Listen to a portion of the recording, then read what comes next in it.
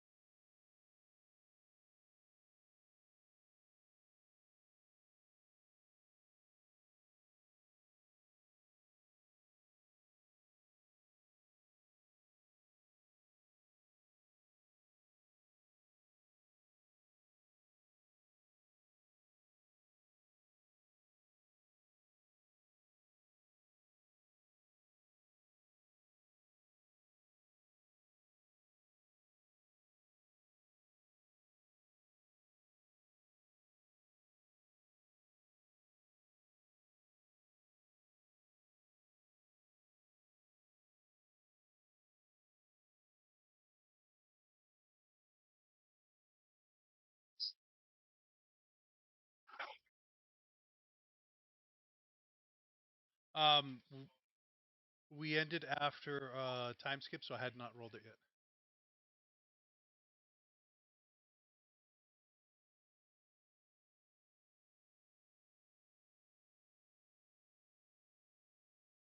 Look out, Jet's back in the saddle. Oh no, Dad's home.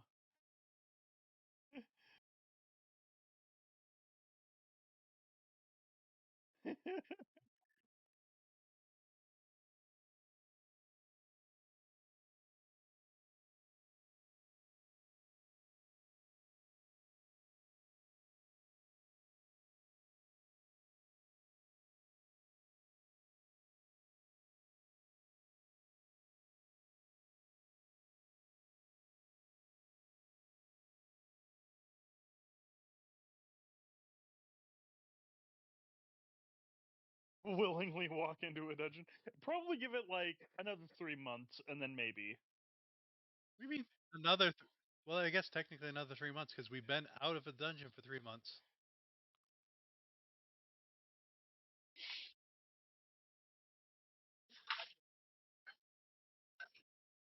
Yeah, that sounds about right. All I know is this young dragon rider walked into this temple and said, "Oh, it was very treacherous journey getting here." And when he looked,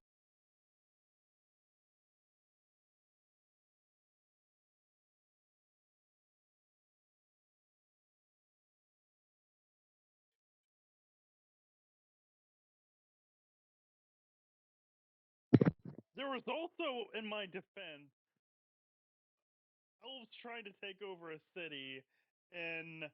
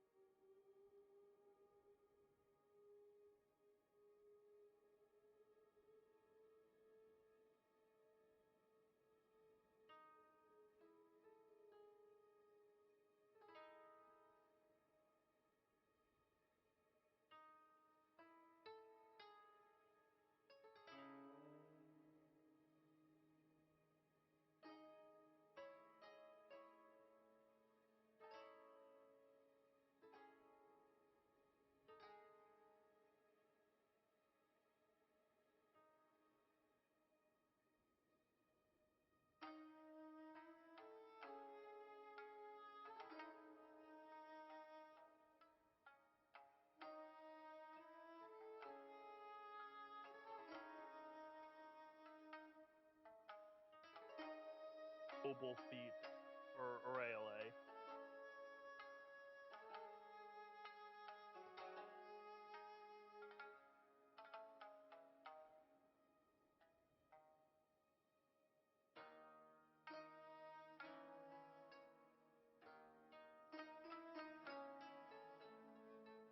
Um,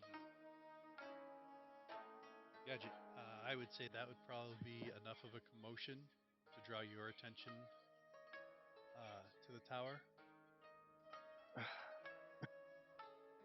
He kind of he kind of finishes up what he's working on, just patching himself up. He's like, I guess I have to inspect this too. He kind of just fucks off in that direction.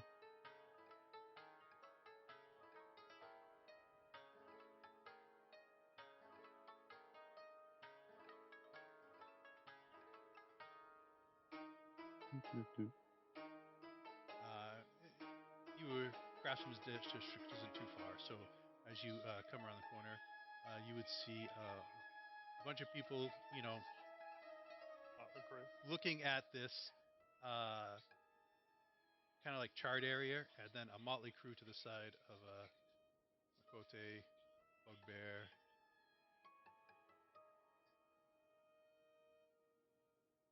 A winged elf. Did you guys? Did you guys do this?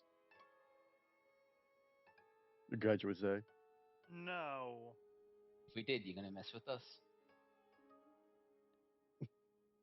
Uh, Looking at this guy, is this guy a Dragon Rider? is there a picture of? God, should I post a picture of Gadget? I gotcha. Oh, bet. Character introductions. Perfect. Ooh, cool. So if you want to describe yourself, and then I will pop up other people's pictures to describe themselves. Yeah. Gadget is about 6'3", obviously Warforged, and his design, although seems simple, it doesn't seem to lean towards either like a Scout or Juggernaut kind of Warforged. He seems kind of like in the middle. And you would notice that with like every step he makes, it seems a bit weighted. Like he's carrying more weight than actually is built onto his frame. And his coat, although he moves, does not seem to actually move with him. Like it doesn't behave like a normal coat. As he kind of looks at the rest of you. Okay. As if the coat has, it's almost like armored. It seems. Is that the Nope. kind of vibe that we're getting? Nope. All right. He will Who? look at the McQuote and say, no, not quote. He will look at Avariel and say, I'm guessing you're the one I'm supposed to be helping with your endeavors. Who do you address? Avariel? Is that how you say it? I'm bad with names. Amriel? Amriel. Me? I see Avariel. That's their race. Oh, okay. Hold on. Oh, Hold on. Avriel. Okay. Yes, I am an Avriel. Yeah, so That's that was Not a common Princess thing to assume. Seraphia Tirith. Grim, Seraphia. your pronunciations are just off today. I apologize. I love My you to pronunciations have never been on, so death. I like that. No, sorry, you look at Princess Serapha and say, so you're the one I'm supposed um, to be assisting in their endeavors. I suppose I shall describe my character next. If you want to share a picture, it is also my Discord profile. This individual, should you be familiar with very old um, Black Empire politics, is the fourth child of the reigning emperor and empress, Princess Sephora Sif Kraeth. She goes by Sif. Um, a winged elf girl. Despite the rounded ears, I still need to update the art. Um, she is currently in not worth. Looks like it was maybe resplendent at one point. It was very expensive armor at one point, but it is now looking a little bit There are dings in this armor. There is travel and weary from the road, and shut up. Um, um, muddy boots. She does have wings, but they are tucked behind her back. It is currently raining, I assume, so probably all of us are looking a little fucking miserable right now. Next to her, there is a horned, furred little creature, um, dragon, a holy dragon, that is about the size of a particularly large dog or maybe a small wolf. Um, and it is radiating light. Like this thing is a fucking. Gondor calls for aid. The beacons have been lit. um, yeah, that's just following us around everywhere now. And she regards you and she looks. I'm not aware that any help was sent my way. This is the first I'm hearing about it, and you are. Gadget, at your service. He kind of gives like a formal bow. I I was sent by the other Dragon Riders to assist. Really? They didn't give me much. Indeed, they didn't give me much detail, and I've been in the lab the past 20 plus years, and I figured, why not stretch my legs? Not that I really have an option though. We always have an option. Alas, I If do you, not. what did you run afoul of the Dragon Riders, and now you're indebted? No, I was built for this job. I'm 101 years old. Hmm. I'm not getting older. I'm not getting younger. Very well. Seems like Besides, your government money does very well for me. It pays for my government money, experiments. yeah. Okay. Forgive my suspicion. The cat girl in full armor How does sort the of cat addresses look you. right now in the rain specifically? This is a Very wet. wet and still depressed. This is a Um, wet cat. is a wet set cat. Do you have Pink, any pink is even more appropriate now. identification on you?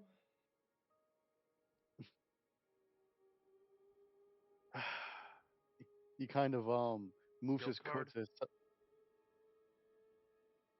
Sorry, I mean continue. that works. I was gonna show like an insignia, but sure. It's kind of like etched into him, like like a stamp or like He barcode. he and he's etched with the symbol of the Dragon Riders. Yes. Okay. All right. I mean, Well, that I is would say like all the Dragon Riders have a different little like niche on the symbol. Uh, his would represent the core, the blacksmith core. okay. Is the symbol in the dock? Jet? No, just because when I wrote the doc, I didn't decide what that symbol was. I know what it is now. Understood. I just need to actually Perfect. get it made. And beats So me. I will describe. So the primary symbol looks like basically a green colored dragon.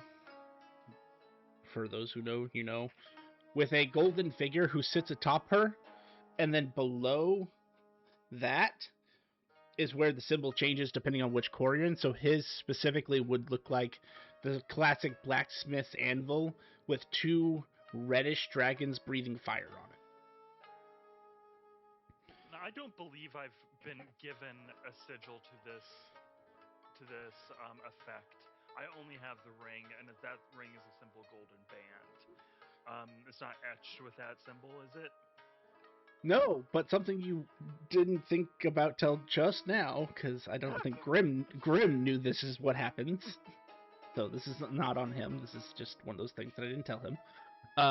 When you looked at your book this morning to memorize and prepare spells, a symbol has appeared on it that was not there before. Standing. Which same symbol, except instead of the anvil with the dragons, yours is a basically what would look like a individual meditating with several books around them, which appear to represent the various schools of magic. Well, considering the likelihood that somebody bearing the false signal of a sigil of the Dragon Riders in the middle of Draconis Beta, is the chances of that happening are nil to none. I am They're higher than you want it to be. higher than I want it to be. Which is 1%. Well, Fucking false writers. goodness. Oh yes, this is true. Mother- Okay, no, freaking never mind. predator. Anyways, odds are low, but not zero, and I am willing to take those odds, considering that you are in the middle of Draconis Beta.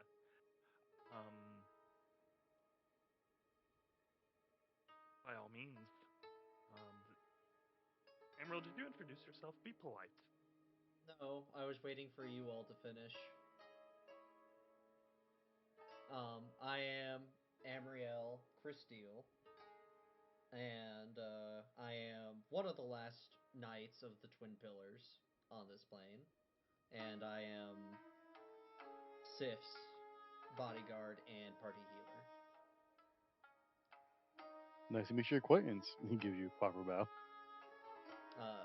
She will slightly bow, respectfully.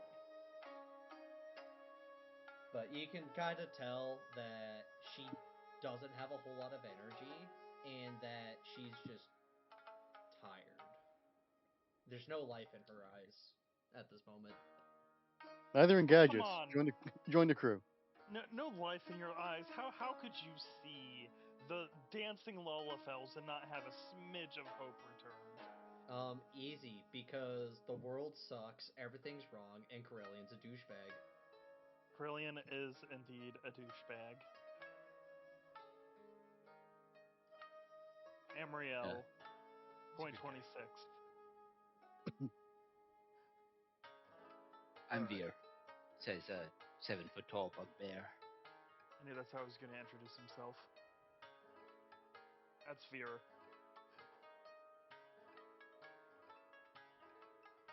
Thank you, boss.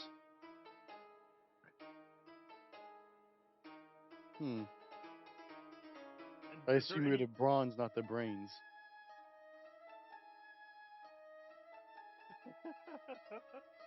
Well. Or you neither. I mean, he's How definitely about the brawn, but how about the voice of reason? the voice of his problem-solving qualities far exceed my own. I am very educated, but we could all listen to Veer more often. Noted. Yes, if you kill your problems, they are no longer problems. It's kind of the question of knowledge is knowing that tomato is a fruit, or wisdom is knowing not to put it in a fruit salad.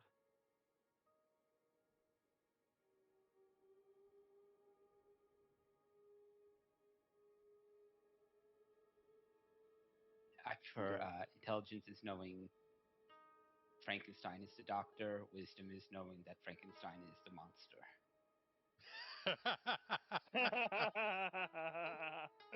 I like that. So which is it? Knowing that you have a picture that says good, but it actually means evil. It's just an optical illusion. Okay. So a different thing. While Jet's gone, I will just pop up a picture of my character for you to see when she does.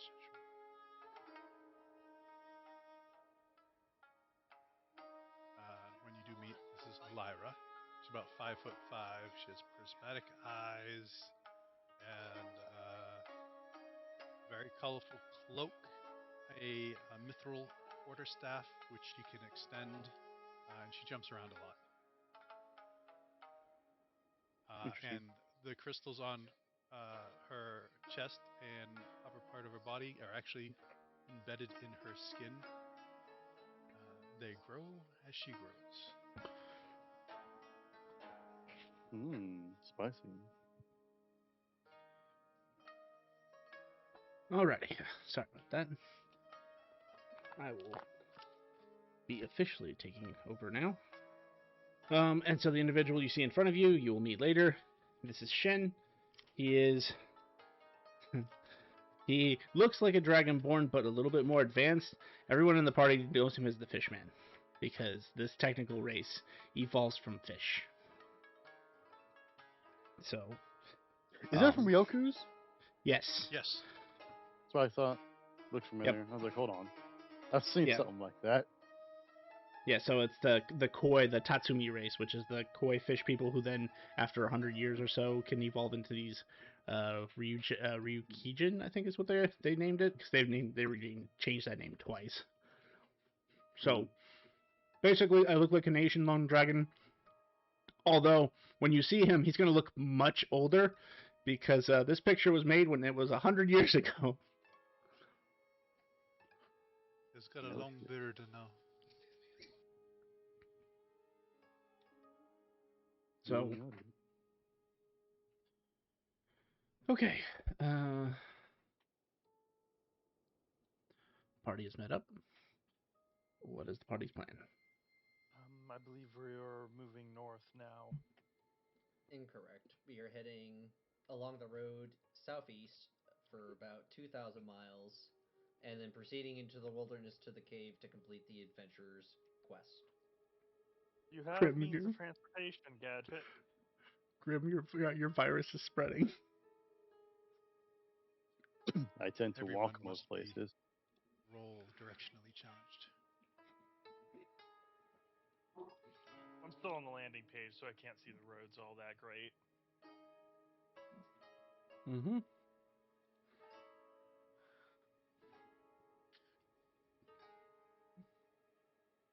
Oh, yeah, and don't let me forget, this is a relay.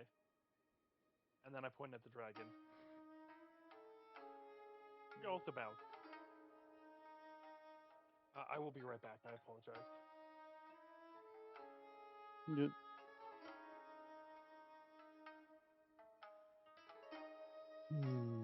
As the party gets ready to get going, you will see Lyra there, kind of like side saddling a skeleton chocobo, and Lyra looks like an illusion.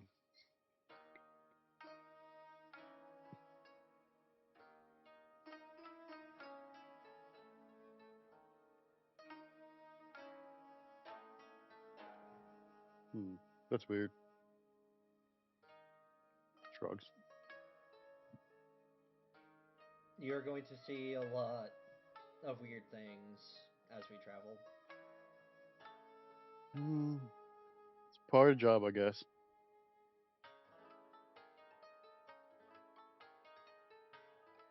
You see weird things, you make weird things, you do weird things. I'm back. It becomes normal after a while. Welcome back.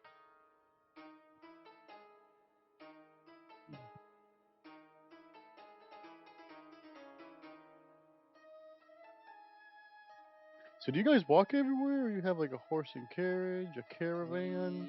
What's a horse? We each have chocobos. Horses don't exist. Those are a myth. No. There Also, are zebras. Also, humans don't exist. Those are also a myth. Okay.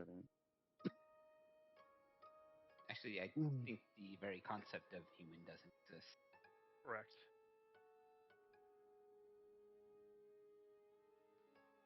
And I would like to reiterate that humans did exist at one point, but no one remembers anymore.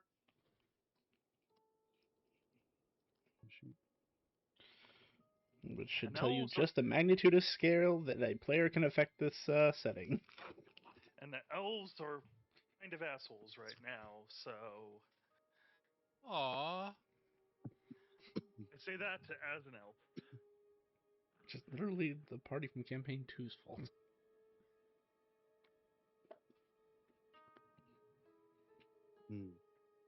Anyway, What, humans or elves? I feel like elves was Elves. campaign.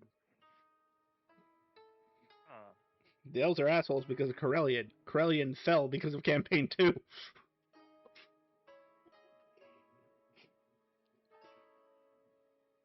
It's funny, there's a statue of them, but they fucked up so much shit. Alright. They also unfucked a whole bunch of shit. You're not wrong. It wasn't Yuki's fault. Leave her alone.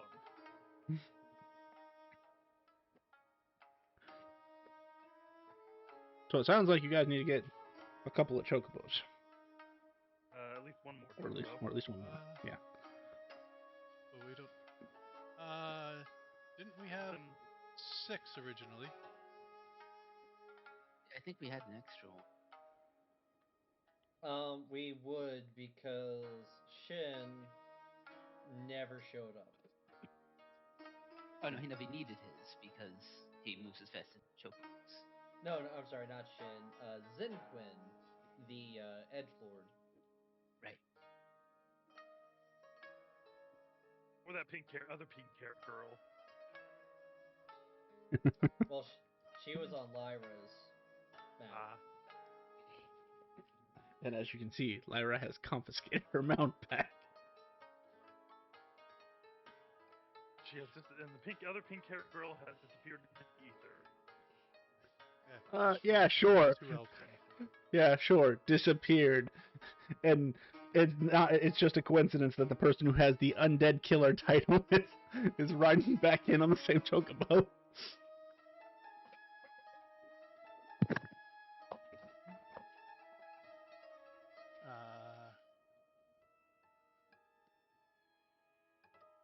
As we travel the way that Amriel said, and not have me make a roll to go the wrong way. Yep. Okay, so you guys are heading southeast. You guys are all prepared, good to go. Yep. No last minute bathroom breaks. I need this, etc. I need to go to the bathroom. There is an inn approximately 2 doors down to the right. I'm joking. Warforged bathroom means nothing. I'm good. Out of character, I'm gonna kill Corellion. Oh, good. Out of character. Fuck yeah. Been there, done that. Doesn't work. Comes back. It's funnier because you did it and then you undid it. Just in 2 separate timelines. Shit. No, Grim killed Corellian. Grim also undid the timeline that killed Corellian. 2 different characters, but still. I mean, I've said it before and I'll say it again. A lot of the things that are wrong with this campaign, you can look at Grim or Flare, and it's probably one of them. Or Mallow. Okay, yeah, that's fair too. Neither one of them took out all the humans. Alright. Let's see, so we will get things going here. Does anyone have an Arcana of 15 or higher? Passive Arcana, that is. Of course. Alright, I assume you're going to share with the group what the magic of the day is. Of course. Alright, well, for the remainder of today, you get to have an additional 10 HP. Yay. And that does apply to everybody, at least until midnight. Some really strong fucking beetles running around here right now.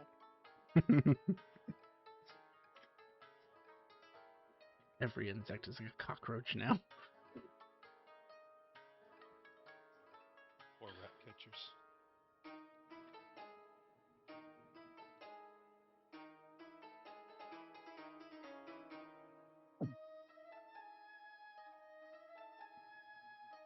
Okay. And these were... This party's the one with the standard chocobos, right? believe Yeah, I I have had a a red red alpha. chocobo. Red alphas, yes. But they still move at the standard speed. They just can do a lot more. Okay, so 60.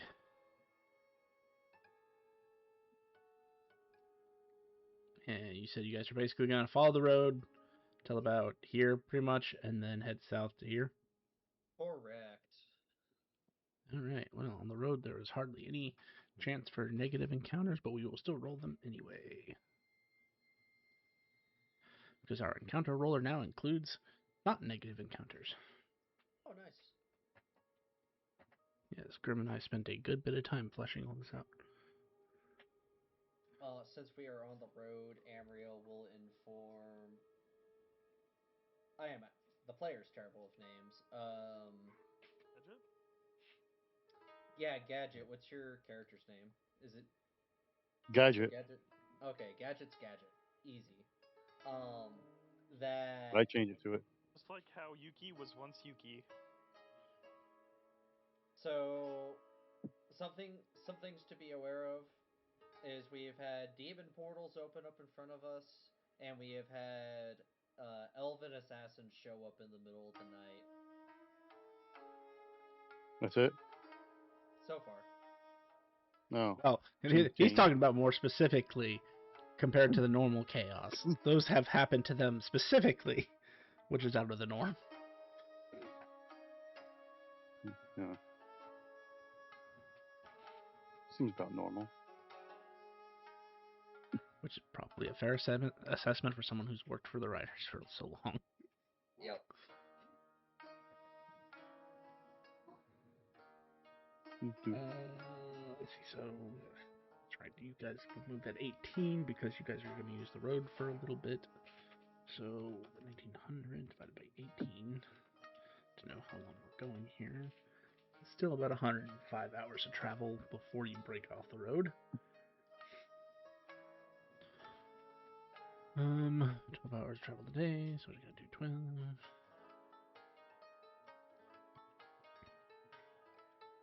216.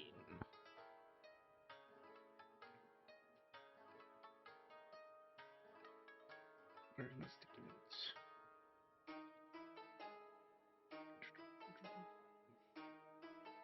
Fine, I'm going to set one up for Wednesday, so I might as well set one up for Monday too.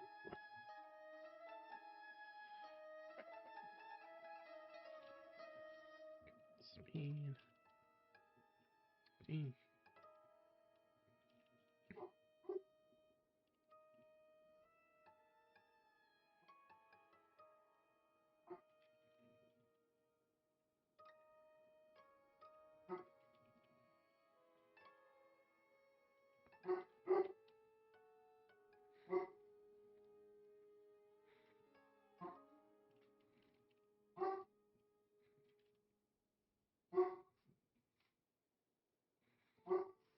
What was that up again?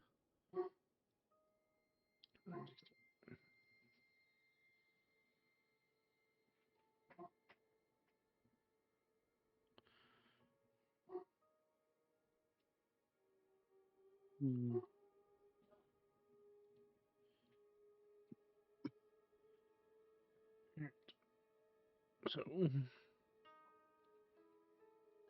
So, Gedge would ask, like, as everyone's traveling, so how frequently do you guys plan on stopping for sleep? We travel for, what is it, 10, 11 hours? 12. 12 hours, and then we stop and train or study or some other activity, and then we rest. And those are roughly 8-hour periods each. I think rest is 10 hours. And Correct. then in the morning we travel again. I see. I sleep just a little bit more than you do. Actually, no, I think I sleep less than you do. Oh, and if you're not already aware, time flows differently on the material plane that it does on Dragon Rider Isles. Which we would then explain, if you didn't already know. I didn't. Dragon Rider Isles has the 24-hour, 7 days a week that you're used to. In the material plane, it's what, 29 hours a day In 10 days. Oh yeah, that and yeah. and 10-day weeks. Mm. Okay, I was okay. Don't worry about tracking the time though. I know. When you change over from the Isles to the material plane, somehow it all just works out to be the exact same amount of time. And you can literally just attribute that to the fact that we have time dragons. Interesting. Okay, so that means we can get that and roll to it. Alright, so for the first hour, nothing happens. It's a quiet ride along the well-maintained road. In your second hour, you will have a brief encounter. It is a 4. My encounter roll go.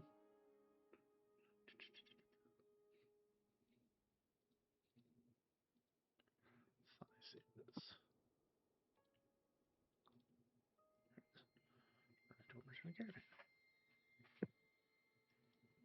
So, I mean, it's pretty common for you to run into one of these, but on the road, as day is starting to now actually have more of an effect, bringing you a well-lit road, you guys would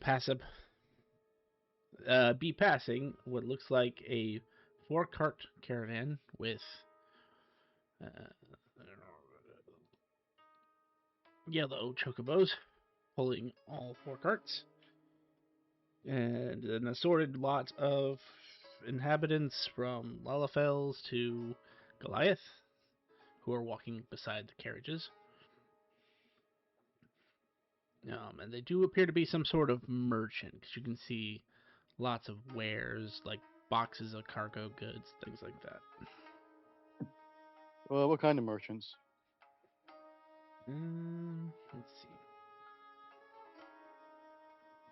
General goods. So,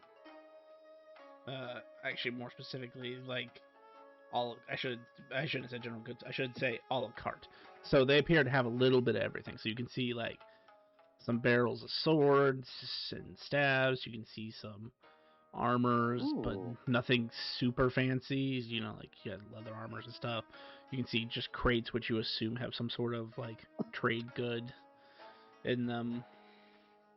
You can see another Okay. cart. There's like paper goods, books, scrolls, and then Uh, the final cart you'll see just a bunch of like they look like farm related things. So like bags of grain, glacial greens for those who are familiar, and lots of vegetables, fruits. eh, I'll hail them. you guys were kind of. Maybe or engage and see if. Sorry, Gadget. If you're thinking the same thing, hail them, see, peruse their wares. Yeah, you guys were kind of look and ask, "Do you have a bag of ball bearings?" You know, You know, you're talking to a dwarf. I think we actually do. Let me go dig it in the back real quick. I don't think I do, and now I'm ashamed that I don't.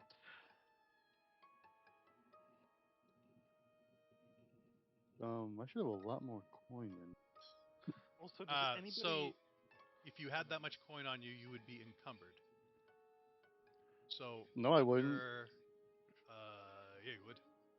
I have a bag of holding. I wouldn't. You can't hold that much coin. They have a weight limit. Is it 500 pounds worth?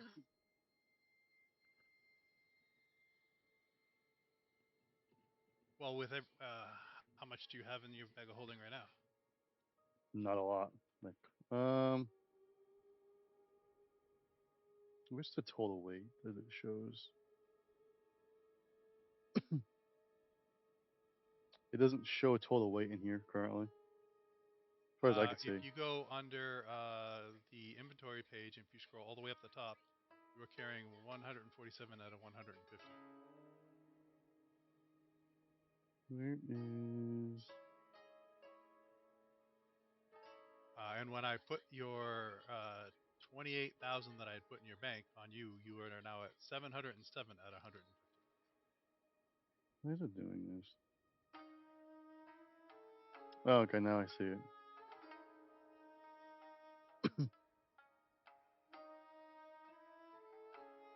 But what would be the weight in my bag of holding, though, is a question. You have 88, almost 89 pounds in there. Okay. How much of that gold could I put in there?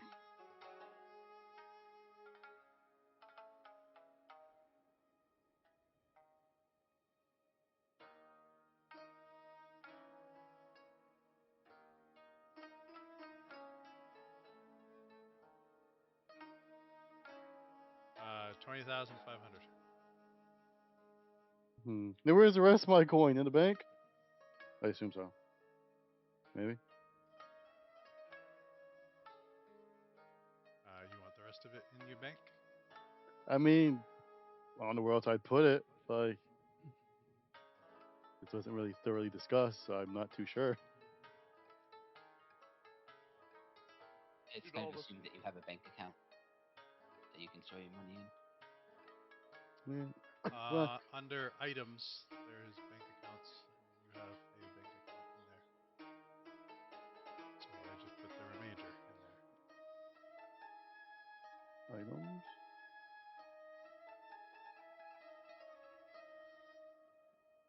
So in your bag of holding, you have 20,500, and then in your bank account, you have the remainder. Sweet.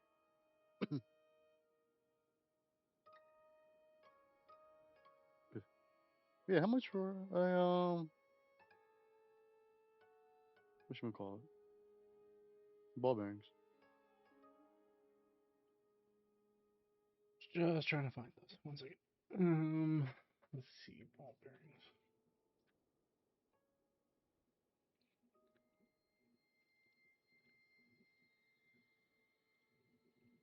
Uh, that equal.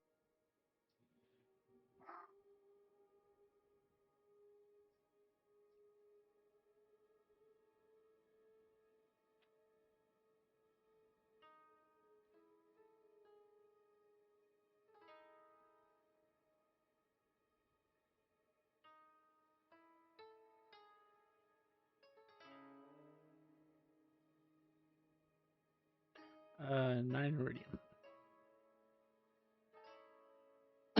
Yeah, I'll give him 9 iridium. And I hand you a bag of 1,000 ball bearings. He kind of he takes one of the ball bearings out, and he looks at what was his name again? I'm bad with names. Sephira, currently. Yeah, you can call me Seth. Seth. He looks at Seth and says, "What kind of music would you like?" A random question, but surprised me, I suppose. I have no preference. Very well. And he kind of imbues it with like, I'll use like some magical tinkering. He'll kind of like put some magic in it. He'll say, "Put this in your ear and just tap it twice to turn it on." Give me an AirPod. Yes.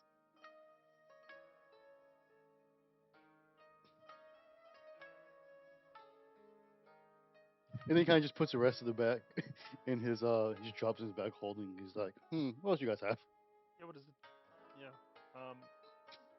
Peruse their wares.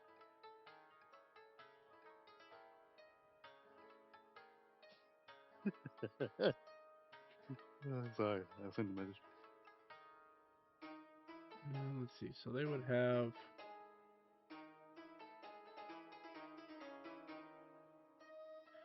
Let's see, what is that armor called?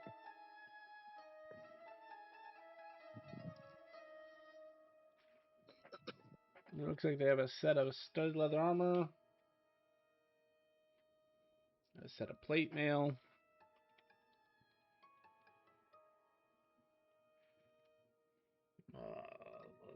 a literal barrel of long and short swords.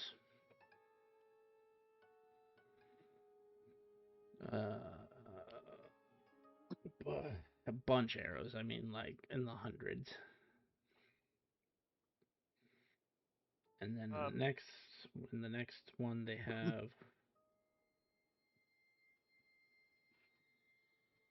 over 1,000 sheets of paper,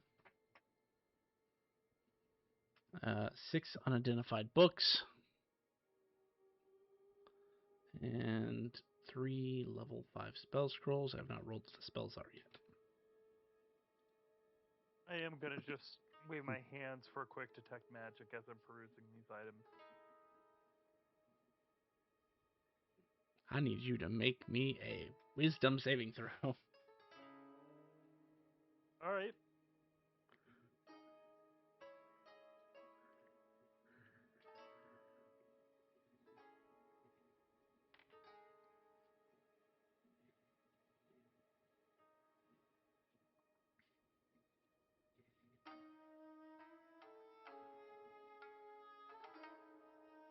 Is this against being charmed, frightened, or anything that would proc elvish heritage?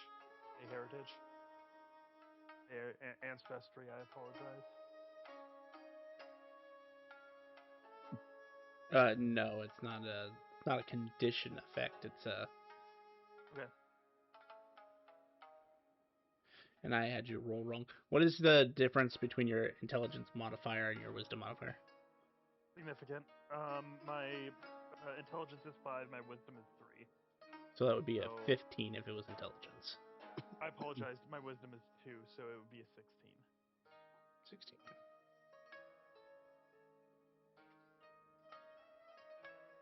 Oh Interesting. no.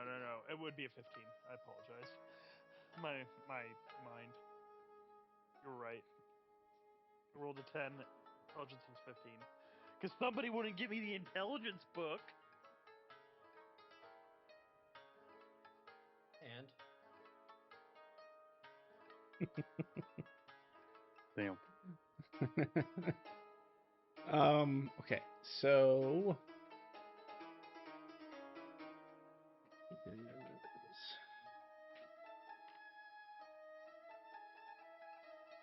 the 15 is not enough for a success, but it is not a failure by 5. So you only take damage. You don't take the secondary effect. So your detect magic will work. You will just take 10 points of psychic damage for it. Is the source of the damage immediately obvious? The card itself. It appears to be some sort of, I wouldn't call it anti-theft. Without giving away their business model too much, it's basically you buy as is. So you're not technically allowed to identify or cast detect magic to determine what it is. yeah, They we're did just not showing it to disclose that to inventory you.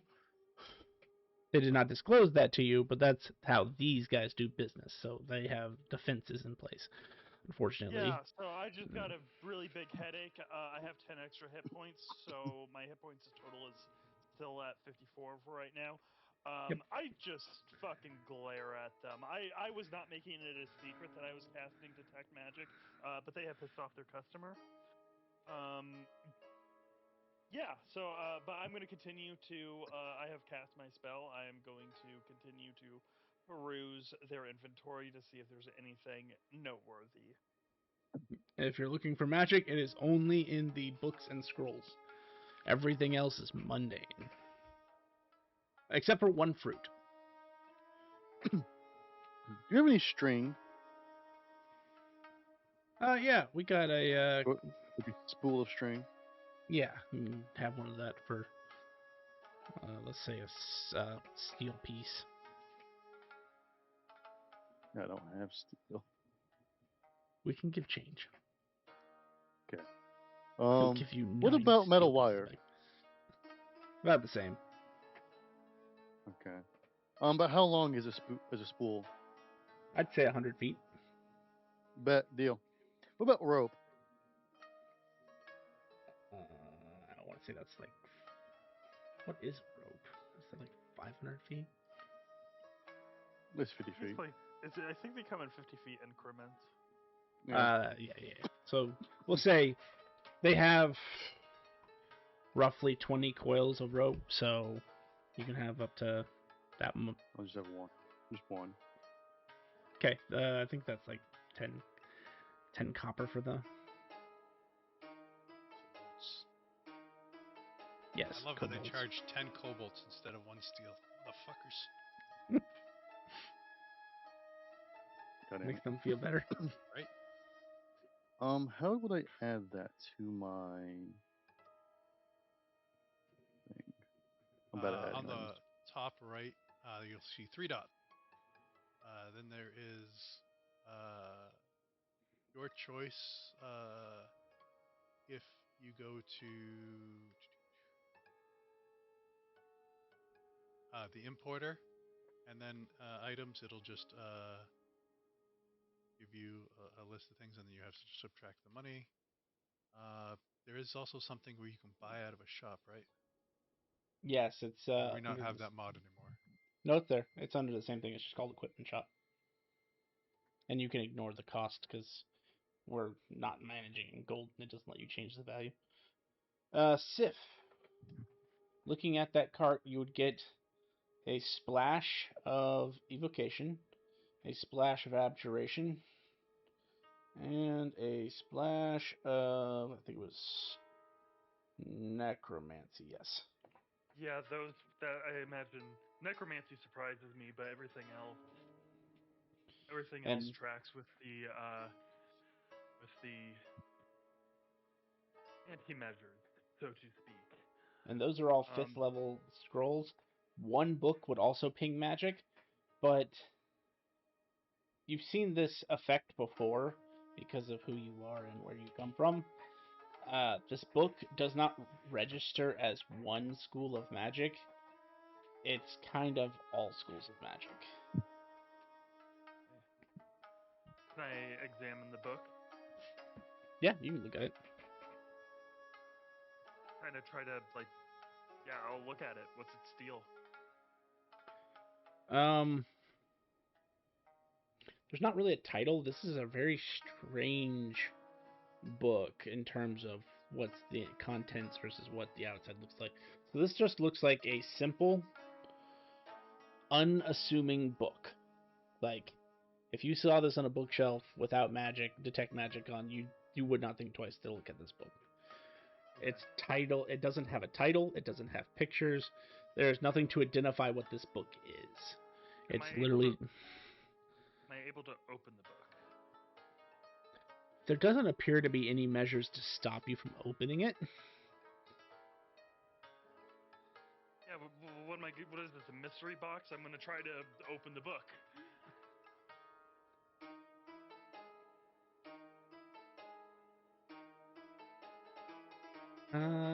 Do me a favor. Roll me a...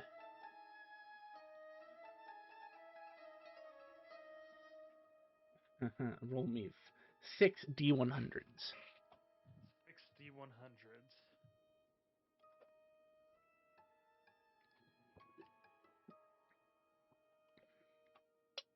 You never know what you're gonna go. Correct. But what do you go to fucking Barnes and Nobles and pick up a book that's like, yeah, I'm gonna buy this book. Yes, I'll but look. yes, but Barnes and Noble's business model allows you to buy books and look at them. This is literally like it is a mystery box. So it's actually the perfect example of what you're trying to buy. 301. Can you tell me not to? It's a spell you've never seen before. Well, player might have seen it. The character has definitely not seen it because this is very niche. As you turn to this page, it identifies itself as transmutation magic. Very, very weak transmutation magic at that. Is it how to perfectly flip pancakes? No, it's a spell. Although I think there actually is a spell for that too. No. This is almost like What languages do you wizard speak in? spellbook. Common, Draconic, Elvish, and let me check. I think Celestial. Draconic is enough because the spell is Dwarvish. actually in Dwarvish is the spell is actually written in Draconic. perfect. It is called Kobold Fury, a first level transmutation spell that requires you to have a catalyst of a kobold scale. Basically, it allows you advantage on melee attacks till the end of your next turn. In addition, each successful melee attack against a creature larger than yourself takes an additional d8 damage. That is pretty niche. Close the book.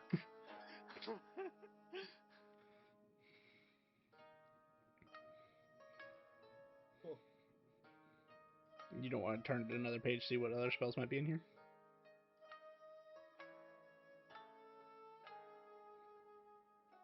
How much for the book?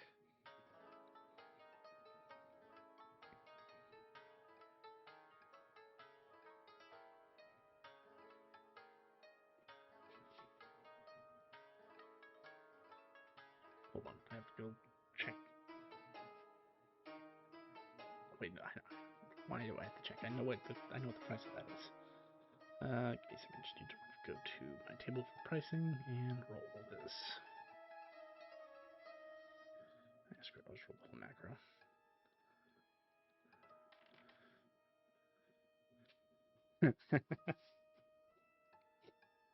$20 iridium. You know, part of me was gonna haggle with them, and like maybe even bat my eyelashes and roll for persuasion, but I cannot, in good conscience, like.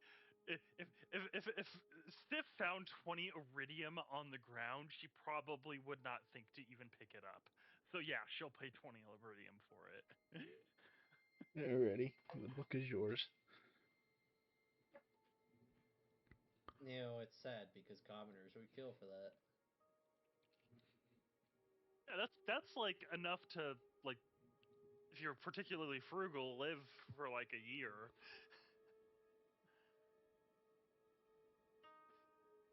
Because I mean, a modest lifestyle, I think, is like an iridium a week.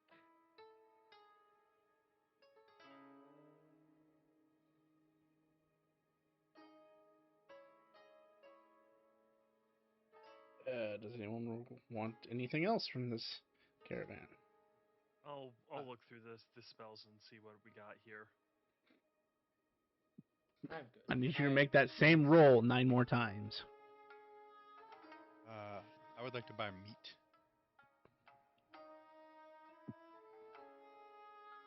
They don't have any meat. They have grains, fruits, and vegetables. But they're here. They're me, right? The elves. No, they're an assortment from Lalafell to Goliaths. And a few dwarves. For them.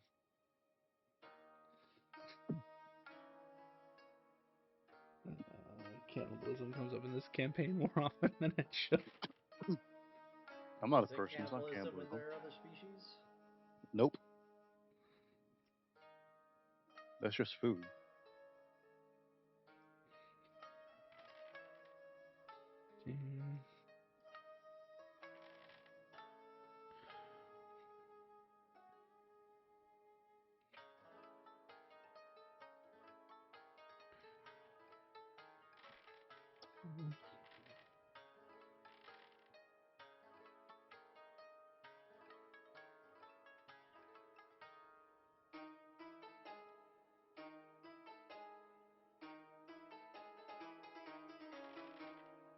All pretty uniform. Um,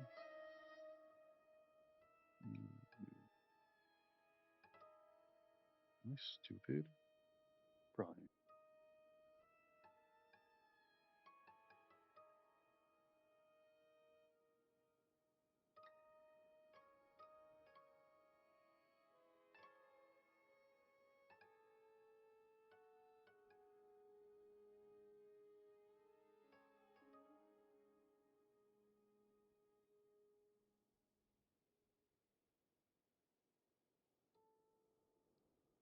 You might get in trouble if you use that around Hamrail. Or you might drive her into further depression. I don't know. Wait, what? Go on.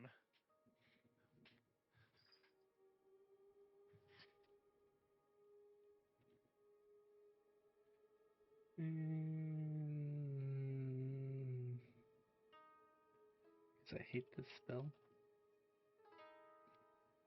It's funny. Alright, so, in order. The first spell was Kobold Fury. The second spell is Interpret Bone. It was written in Elvish. The third one is Longstrider, written in Common. The fourth one is Malicious Intent, written in Celestial. The fifth one is Mudball, written in Common. The sixth one is Roaming Pain, written in Common. The seventh one is Healing Word in Celestial. The eighth one is Guillotine, written in Celestial. The ninth one is Forked Lightning, written in Elvish. And the 10th one is Jim's Magic Missile, written in Draconic. M's magic missile. Oh, we love it. Can you post that to my chat? Sure. Thank you. I don't know how much good it's going to do you. But you'll find out.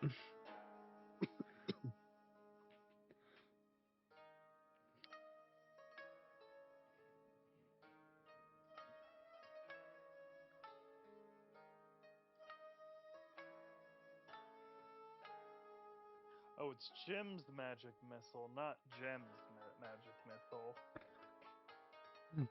The less fun version. I was about to say, oh, Jem made a magic missile. No, if anyone's going to do that, that would have been Tim. I think Gem's magic missiles are actual missiles. You're probably not wrong. Don't tempt me.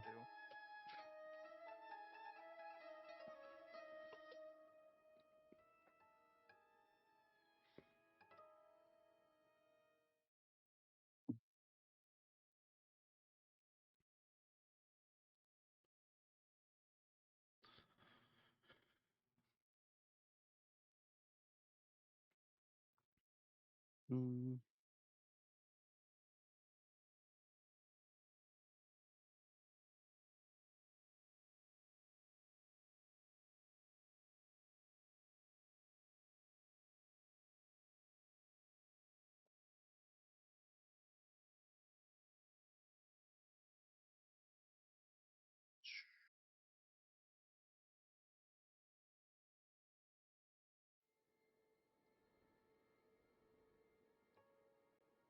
Fear spends his time while they're doing that just sort of browsing the combat equipment, weapons, and armor, but doesn't think it's anything better than what he's got. No, yeah, it's basically just the most mundane. It almost looks like a thrift store in some regards, because the equipment's not even like well kept either. It's not like falling apart, but it's not cleaned. It's not well you want maintained. String? I got a string. You want a dagger? I got a dagger. Yeah, how do you add custom items in here, by the way? Because I'm like dumb when it comes to like that. So under your character sheet, hold on. Under your character sheet in the top right, there's those three dots. If you click that and then drop it down to the equipment shop, you can pick up all the Mondays. You can pick up all the mundane stuff from there. Magic items have there's that option that's above it called import. That's where you pull all your magic items from. The equipment shop will let you get anything that's mundane. No, I'm just picking custom item. I already did it. Oh, gotcha. Okay. Well, if that is the rest of what you guys are doing, they basically get impatient after a while after you only buy one book for 10 iridium. And so they, not rudely, but not kindly, ask you to make way so that they can move on to their destination. We not kindly but not rudely oblige. And I pull out my little chalkboard and write, make sure you sell everything a little cheaper because there's a merchant heading. Damn. And I Lyra, laugh. could you not talk now?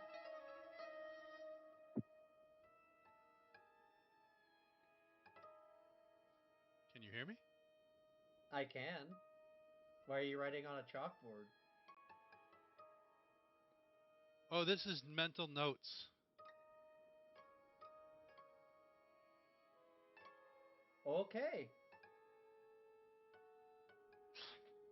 Mental. If you write a pun, you take damage. Absolutely.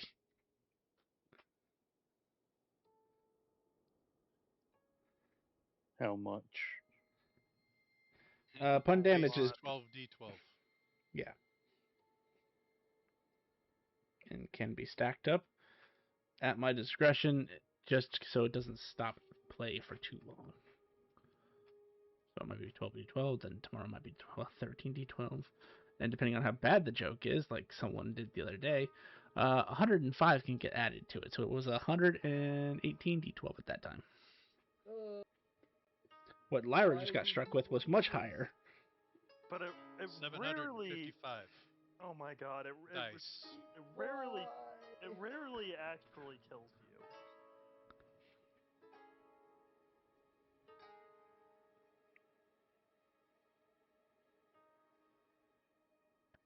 you. Alright, continuing on.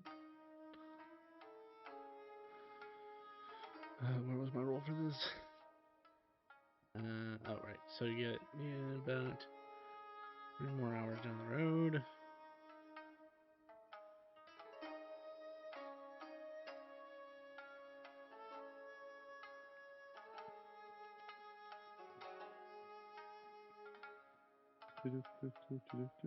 Superman. 2 was...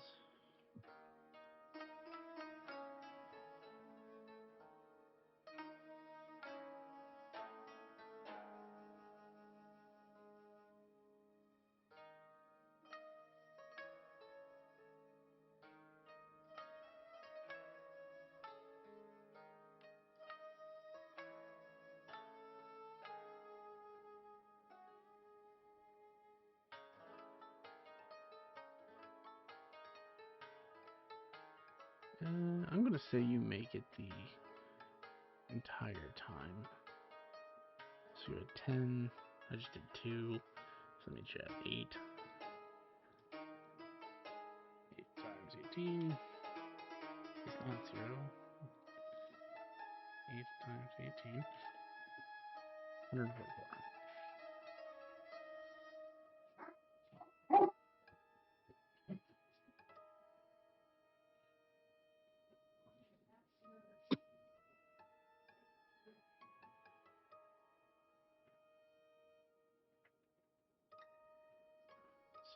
Seven, 8, 9,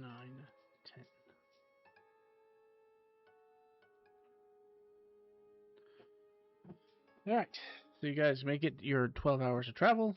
I assume you guys aren't pushing through, and you're going to stop for the next phase of your day. Indeed.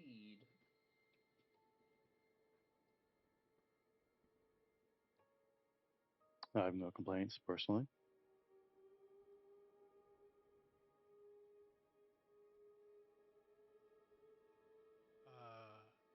Veer? Yeah. I have one of these warp sticks.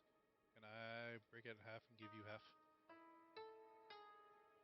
Oh, yeah, sure.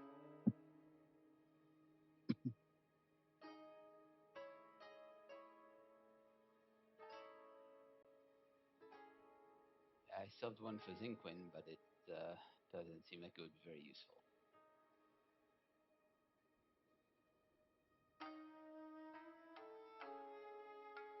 Son of a bitch.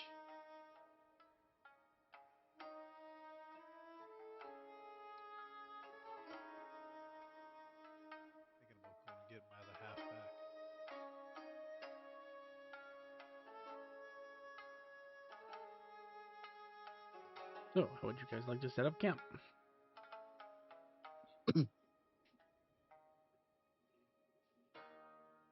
Um, if you guys need me, I'll be in my tent, and like, you guys will kind of walk like 40 feet away, and they'll kind of like put some like it looks like a small like dice on the ground, kind of like tap it and step back, and it just turns into like a portable house. He's like, if you need me, I'll be here. He closes the door and he locks it.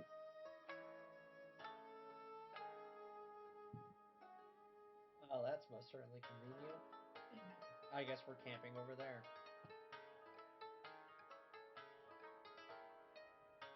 He comes out. I'm joking. Get in here.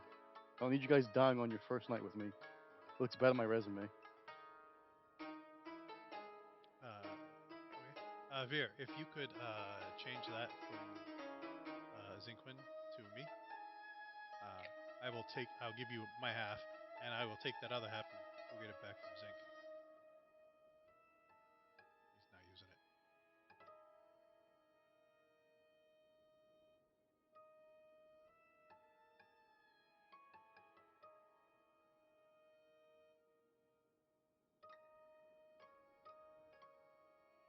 Do any of you actually step in, or you just stay outside?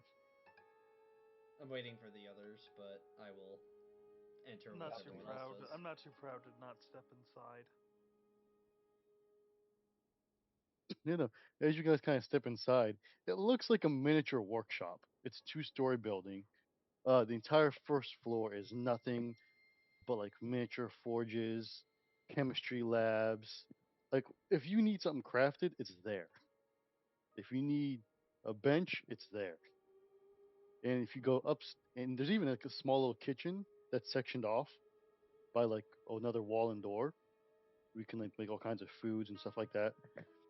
And then on the second floor is just basically like a living room, and then like some rooms, like smaller rooms to like sleep in, like big enough for you to kind of like walk in, put your things down, and go sleep.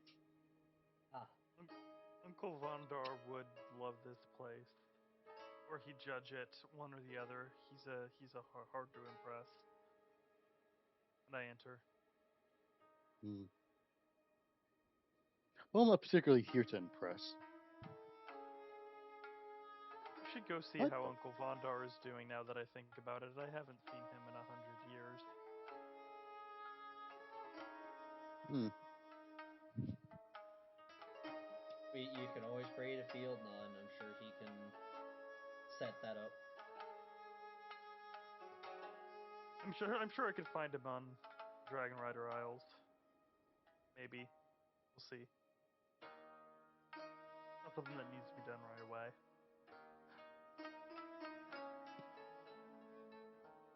Okay, Gray, this is your time to comment. Where do you think Vondar is at this moment? Uh, if Jet has not, originally his plan was to uh, go study under Ignis after about 100 years. And that's exactly where I had planned to keep you. Yep. If Simimar was truly missing and we didn't know what was happening to him, then I think he would have stayed behind. But after found out what happened, I think he moved on. Oh. I can agree with that.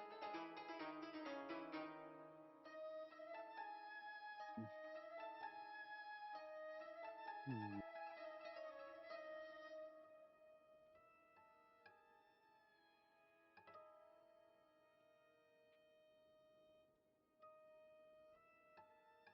Doo, doo.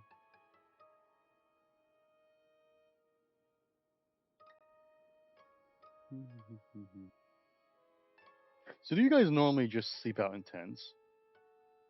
I don't Um, sleep. I sleep in a tent. Hmm. No mini houses, no other types of arrangements made. I mean, if I was really bothered about it, I could find a solution. But the stores are nice, and I don't have trouble seeing in the dark. Hmm. dark around your dragon. Correct. I'm still getting used to it. I think it's adorable. In a few months' time, Sif is gonna have a tan. And if she's not careful, it's gonna be only on one side of her body. Oh, when Lyra's around, I fix that because I also emit light.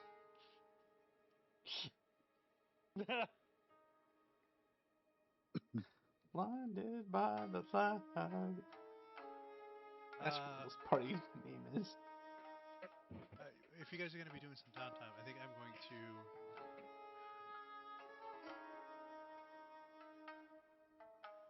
try and get back my other part of this warp staff, where I just gave the other one to Veer here. I can get back to him.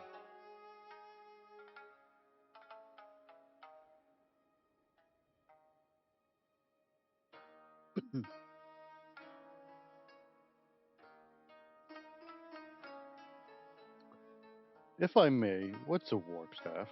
Character.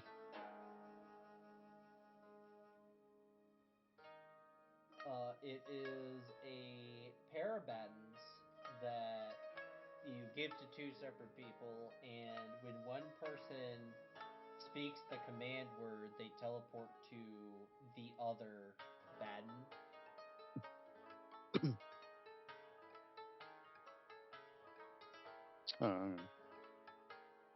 Kind of convenient.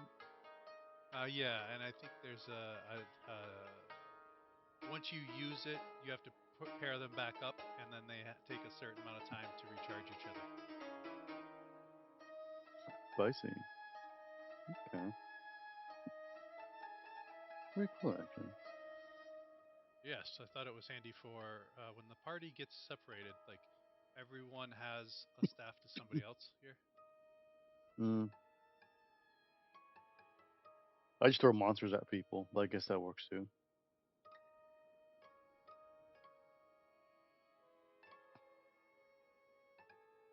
It would be nice if like if you're across town, it's like, I wonder what they're doing. You just pop over there, see what's up. Yes. Yeah. Hmm. Okay. Very So, cool. Lyra's going to go track down Zin.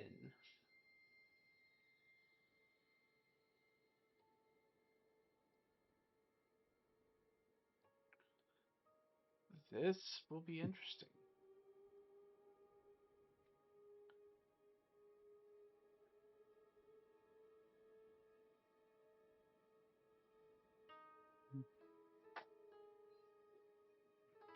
Mm.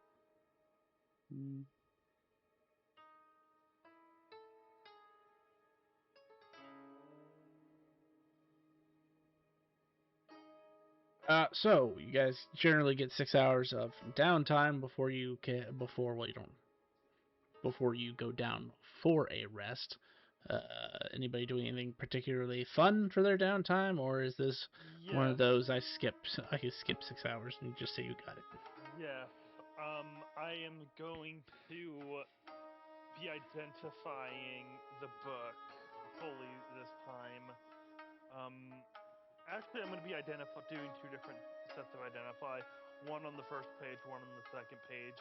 Take note if there's any difference between the two. And determine, to the best of my knowledge, if I can transfer these spells out.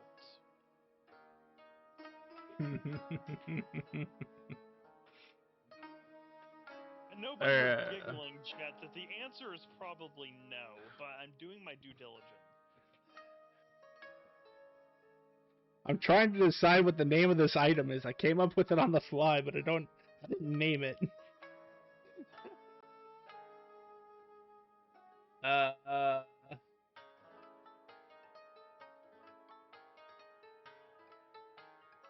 Book of Mystery Spells, Volume 1.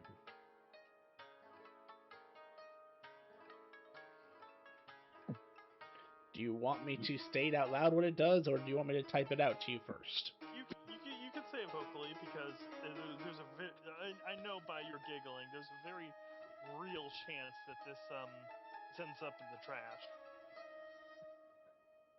Oh, come on, I worked hard on this. So at the beginning of the day, or at dawn, I should say, the 10 spells in this book change Oh my god.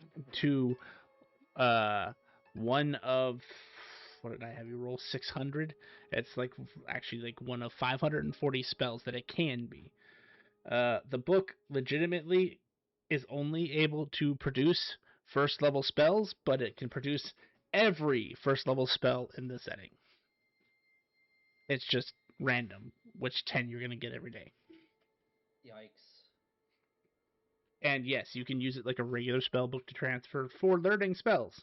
It's just, again, you can't predict what spell's going to actually be in there. But The only prediction you've got is... Once to transfer it from the book to my normal spell book, I have that spell. Oh yeah, absolutely. Oh, well then, amazing. Yes, this was a very wise investment. I'm very pleased with this. You can become a walking first level encyclopedia like me. Yeah, I know like every first level spell. Now I just need to go and figure out how Dragon Riders transfer spells. Just like, well, You know that shiv you got? You're about to stab your dragon. Because you need special bonded ink in order to actually write in your book and it officially take. And bonded ink is made from normal magical ink plus the blood of your dragon. It cannot be the blood of a dragon. It has to be the blood of your dragon. Your book will know. Your book will know. Gotta say it like that. Wow. What if you have a side dragon? Then what? It will actually count that too, because there are a very rare exception, but there are like maybe 3 writers who actually have multiple dragons. It's very, very, very rare, but it's possible. I feel like Honora would refer to those writers as sluts. She can't say that because her sister has 5 heads. It's not fair.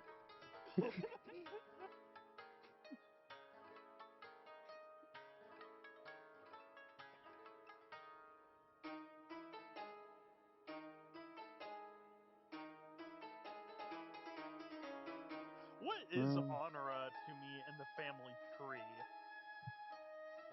Kind of like an ant. Okay. So in the complicated nature, Honora is your step grandfather's dragon. Step grandpa? Yeah, she was born to a bloodline that is a part of the gods, but her mother is the god. Her father was a mortal elf. So technically speaking, she's related to that side of that family tree. But in the grand scheme of things, they're not going to deny her grandchild status just because of something as trivial as step versus legitimate. My mother is very, very technically a bastard, despite being Empress of the Black Empire, but nobody is going to tell her that. Considering her father disappeared, I think that's a fair assessment.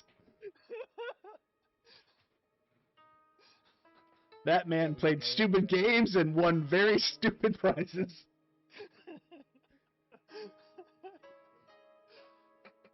Anyway.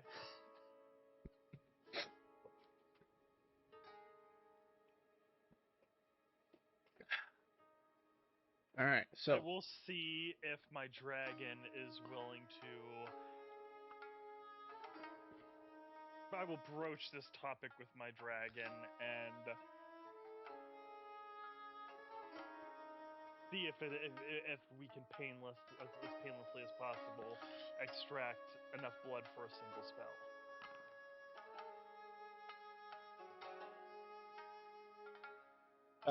Yeah, she's willing to. If this is the first time, she's willing to give it a go, and depending on how this goes, she may or may not let you do it ever again. Would you like me to be on standby? Yes, please. Also, Aurelie, here's a drift globe. Thank you. Thank you. Nom Oh yes, nom nom. and some lights. I actually got the light spell specifically for Aurelie. Yes, feed Aurelie plenty, give her nice rubs. Just kind of let her know it's coming. Like, look at me, like I'm giving a child a shot almost. And then I prick her finger and copy a spell. Well, it's actually a little bit more than that. I have to go look up real quick. Give me a second. I think it's Thry die 6 3d6. is the damage it does.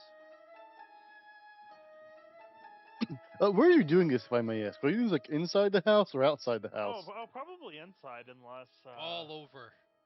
unless She's chasing a rally down. Oh, you are if correct. Gadget Aurelie with kind. tells me, no, I don't want to do this, then it's not happening. And we'll figure something else out to extract the blood harmlessly another way. It's down the I can help road. with that. I can solve that problem now.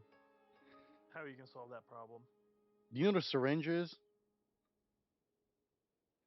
Unfortunately, Dragonhide is strong enough that it has to be a very special syringe. I have a very special syringe. DM, Okay, I'm going fair. to pull out my all-purpose tool, and it's going to that's- turn into a very big syringe that has almost scalpel-like sharpness No! to it. Fuck no! No, you And- stay away from my dragon, sir. and Gadget will say, "Listen, I can modify No, the size. I How will much blood not. do you need?" I will not hear you out. You don't talk to me or my son ever again. I can heal it in his like in the right hand he has a massive syringe. In his left hand he has like healing magic. Listen, this doesn't have to be painful. I can make I am can in set up an between IV dragon bag and if you want me you, to.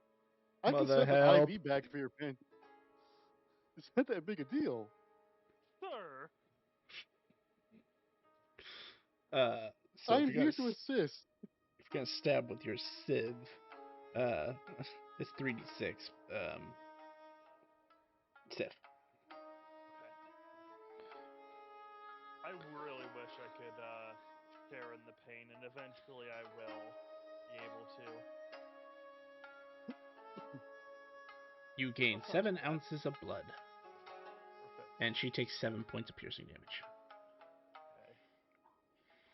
Okay. Is that enough for me to? How much does that allowed for me to do? Let me remind myself how wizards are again. I think it's 1 ounce per level of spell, basically. I believe okay. that is correct. So you have like 7 levels worth there, or one really powerful 7th level spell. Okay. I can't cast 7th level spells, so that's not a thing yet. Hmm.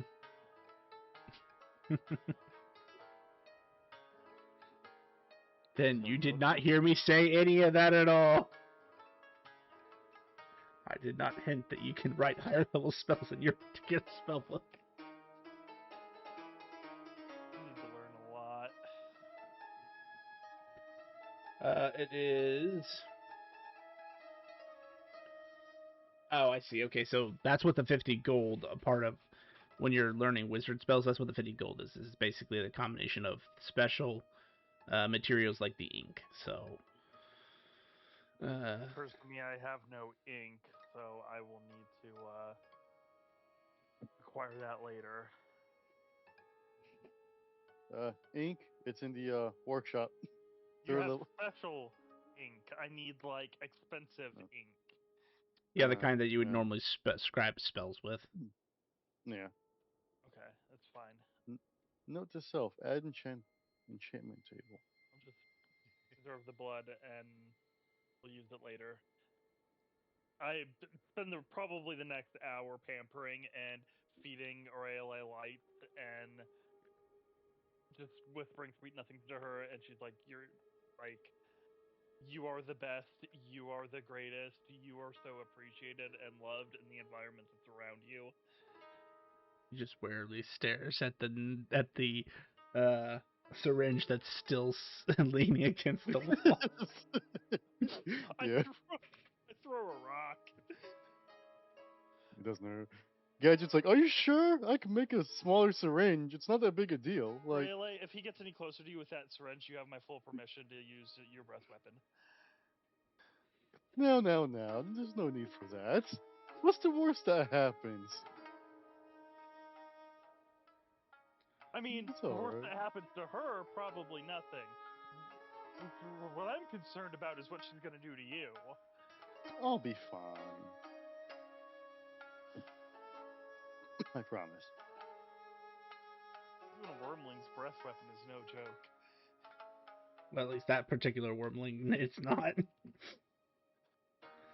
Yeah, I wanted when I made Aurelie, I made her to be on par with I don't know, his name isn't Trifus now, or what is Trifus now? What was it?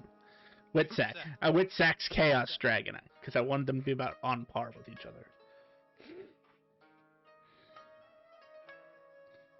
Although Witsack's Dragon had 6 different breath attacks, so it's also there's that.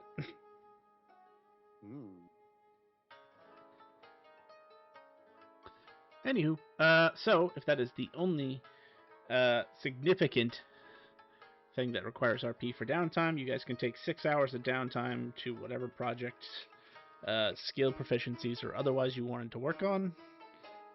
I actually do have stuff I need to do with that. Now that I am not doing my.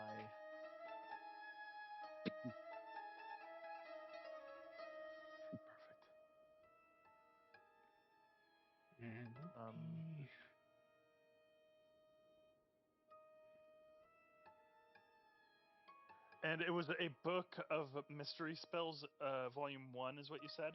Book of Mysterious Spells, Volume 1.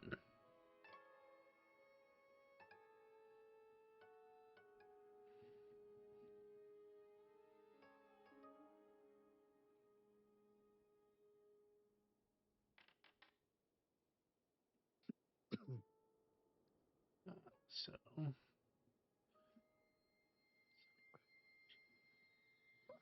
6.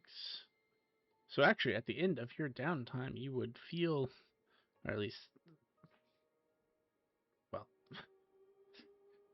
Sif will know. I don't know if anyone else has a passive Arcana 15 off the top of my head, but The passive what? passive Arcana. What's?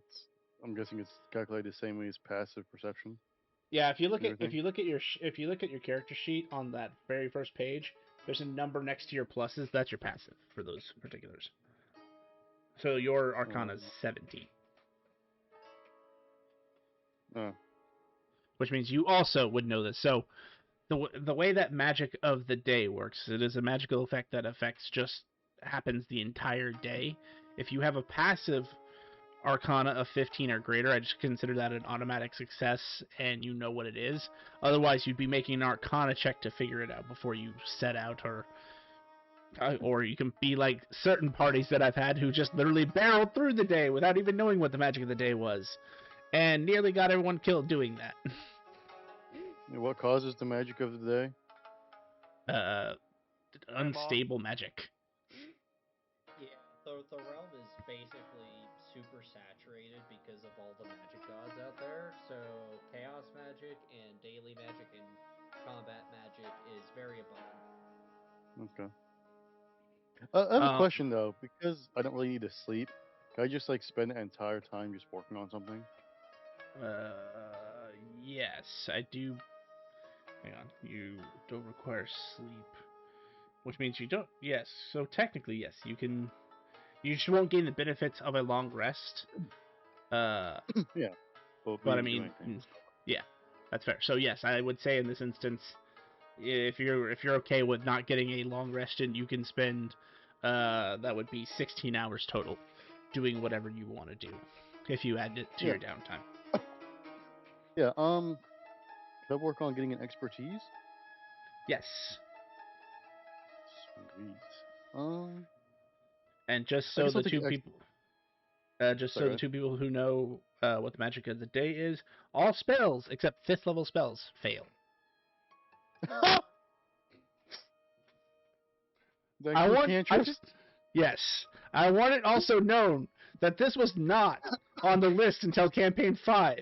A certain someone put a bunch of these on here. One for every level.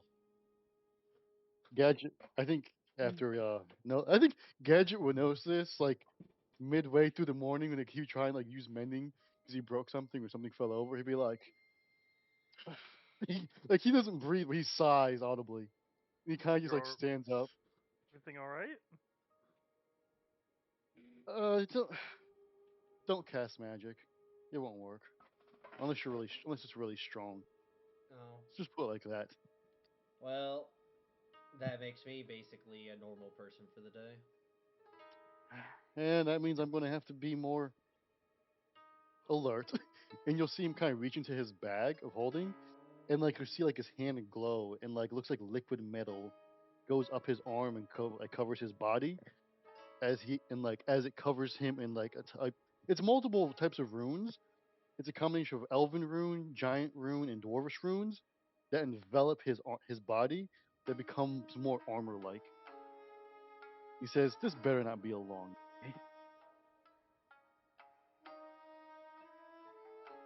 He kind of just goes back to his little projects.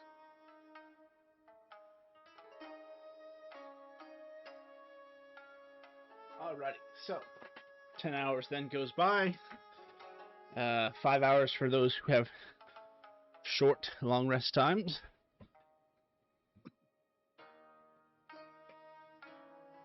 And those who have short, long rest times can get an additional 5 hours of downtime to do whatever. I have a question, Jet, if I may. Yes. So, off of the elven assassins that we encountered on the road last session, I've procured a silver longsword.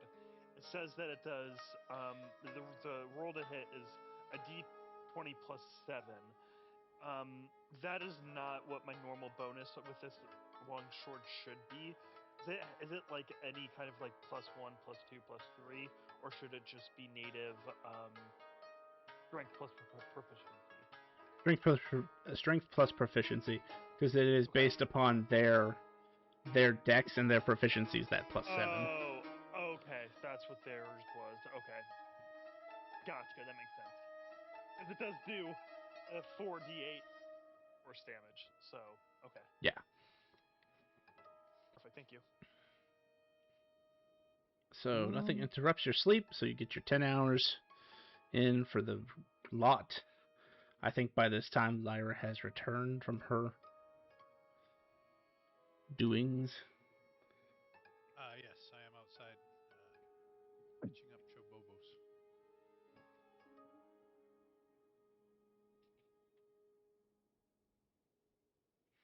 Oh, and I have to roll to see.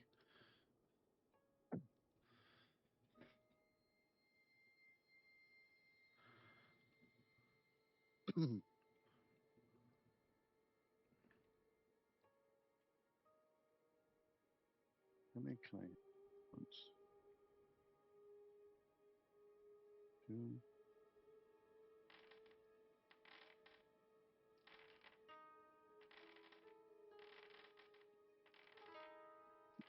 Dean, I have a question. So, Wait, I would say like as Gadget's kind of like moseying about throughout the quarters, he would kind of like check in on everyone. Does our barbarian have an enchanted weapon by any chance, or like Yes. gear? Okay, sweet, awesome. Carry on. oh, you're good. I have to figure out what spells are in someone's new book. Because What? Dawn has come and gone. See. Holy fucking goodness, that is a really long fucking description. Yeah, it's not even all of it either. That's just a What part the of it. fuck? I think it's all. No, that's all. Very nice.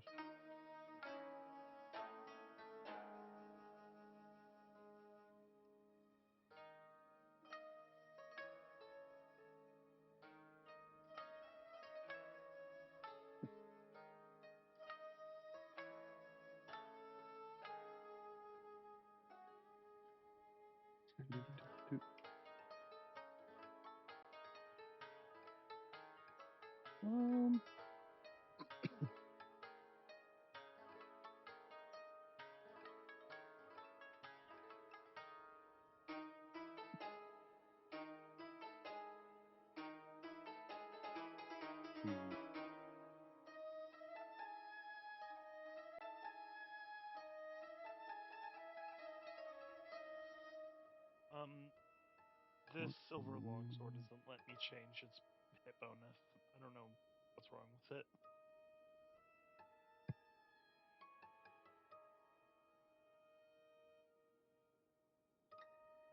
I will look at it in a second. Are you looking at the what it says in the description, or what it says as a weapon? I actually tried to change what I changed what the description says to what it should be, but that didn't change its to I hit. wouldn't worry about the off of its description. sheet. Yeah. That's just for NPCs and DMs. I Yeah. clicked edit, and it's not letting me change the to hit modifier.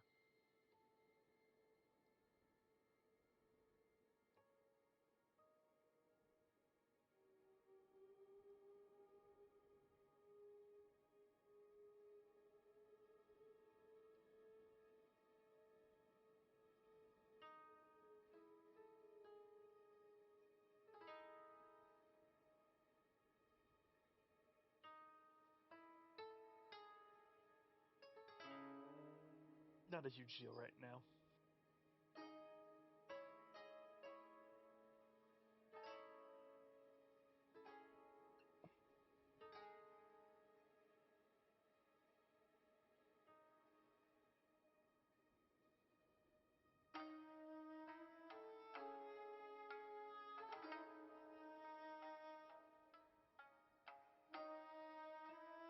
Oh, yes, drugs.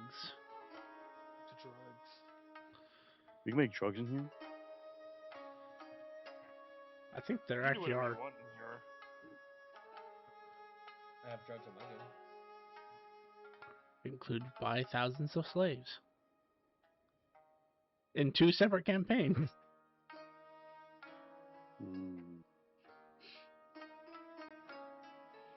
I could use some workshop assistance. I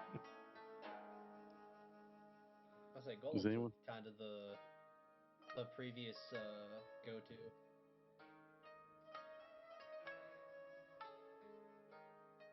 Alright, so you guys have all had your long rest. Or gotten 16 hours in some people's cases. How would you like to approach the day? I believe Onward. the same schedule until, we get off into the wilderness. A slight change, though. I bought us a wagon. Oh. Neat. Lyra got too she got too spoiled with her 100 years of downtime and decided you guys were moving too slow. Oh, beat my head against the wall. I mean, So. I don't think we'll actually be going faster with this, though. Oh, you definitely will. Yeah. As you walk out, it is a wagon with 4 blue chocobos, and they appear to be wearing special horseshoes or chicken shoes. Zephyr Hill? Was Zephyr shoes? Something like that? No, these are even more special than those, but I know which ones you're talking about. Yeah. No, these are very special. It's kind of the same idea, but a much better result. Is it right in thinking that we can still harness our chocobos to the back of this and then we'll travel with it fine? Or is that, like, thinking the wrong thing? I don't think they could keep up. Yeah.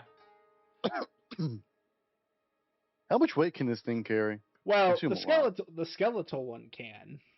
The rest of them cannot. The white should be able to keep up too, right? Uh-uh. No. Blues are the fastest. And that includes with white special powers. In fact, if you pair a white with a blue, in a tiny burst of speed, a blue can go 3 times faster just because of the white. But that's before the blue shoots past it like at the speed of sound. Well, now we have an awkward situation of we kind of need to, if we're gonna swap to that, then we need to turn in or ranch all of our other chocobos. You'll see a blue portal open up, and that little creature that you saw in Shin's pocket dimension before. Do I have the picture still available? Hang on. Newbie? Yes, I just have to remember where I put him. Oh, that's why I didn't find him. I didn't spell it. I wasn't spelling it right. The listing is correctly spelled. This little guy. Well, that is most certainly a solution to this problem. I'm assuming that there's a pasture in there that isn't covered in corpses like most of the rest of the plane, right? Oh, there's no corpses in that. There's no corpses in that plane. If you'll remember, they were all kept in a mausoleum giant building. Wood. The thing that was strange about that pocket dimension is half of it was lively, trees, beautiful, city-like, and the other half was just inky blackness. But yes, on the life-looking side, there's plenty of space for them to roam and be kept. And about 15 more of these Anubis would come out. Because they are tiny creatures. Is it tiny? How tiny? Legitimately tiny. I think they're what did they describe it like? No, that's small. Tiny is smaller than that. They're smaller than a pseudo dragon. If it helps you think of it that way, they're smaller than a pseudo dragon. Are you in your palm kind of small? Yes. Like Chihuahua size, maybe. But they also have spells like Mage Hand and that they can access, making them one of the most versatile familiars you can ever have. And if you'll allow them, they will use their Mage Hand to grab a hold of the reins and start corralling the chocobos forward. Unless you stop them. I will not. Emerald will explain to Gadget that this is the demi-plane that Shin, another companion of the party, owns. I see. And as a blacksmith of the riders, you'd be aware that there's an enemy power called Pocket Dimension, which, if you rank up high enough, gets a 10-mile radius of space. I remember it. And I determined that once you reach rank 6, you can basically restructure it to look however you want. So that's what mine looks like. Because I spent 100 years of downtime stuck at level 4. What else did I have to do but pile corpses?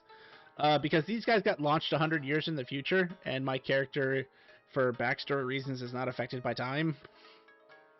So when he exited the dungeon, he was like, well, shit.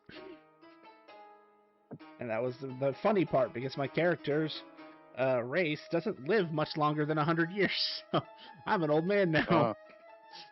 I went from being like 1 to 2 years old, because I was basically a lab-grown experiment, to a very old man.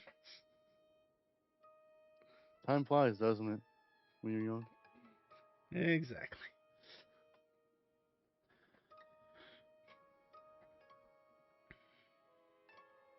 Yeah, no, I'm still looking over that book.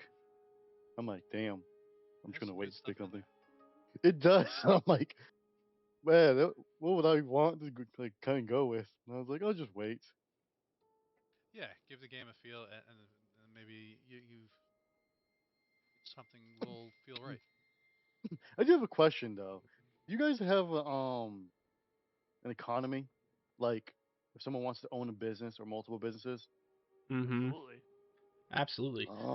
Ask the produce queen down there. We need the. Spent 100 years creating her produce empire. I once opened up a school of magic. That was fun.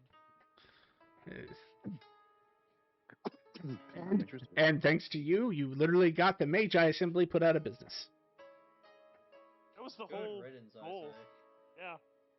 They banned me, so I did what anybody would do and became their competition. Carry on. Sure. You fuck around and you find out. Shouldn't have banned me. I don't know what to tell you.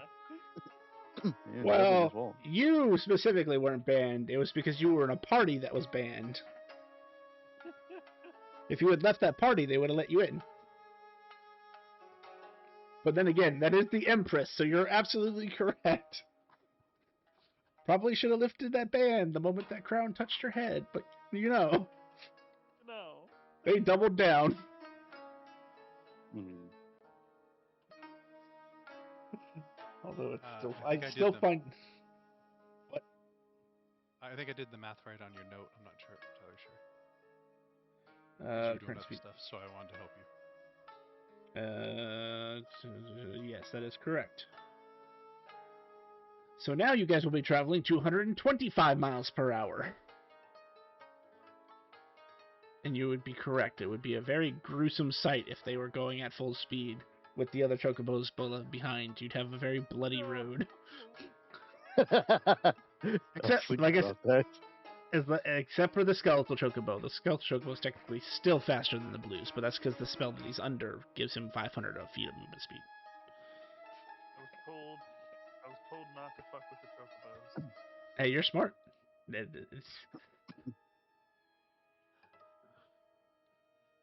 Okay, so 225 makes your encounter rate practically 0. Because not many things can stop you at that speed. Oh, don't worry. There will be plenty of time for fights. I mean, if we're not, interesting. 205. I remember last campaign, we basically had to be like, hey, there was something. Oh, it's gone. Yeah, let's go back and see what it was. And then kill it, usually.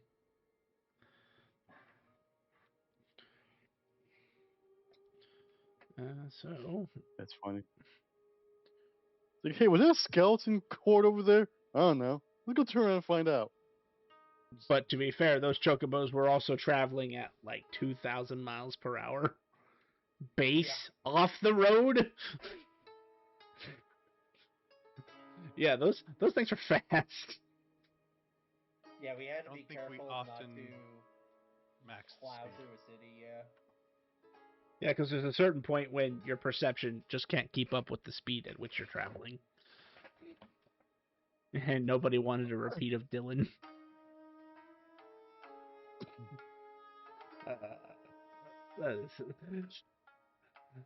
Which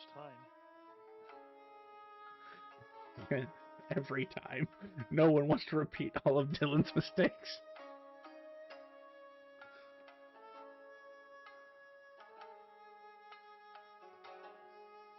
Okay, so 2,700.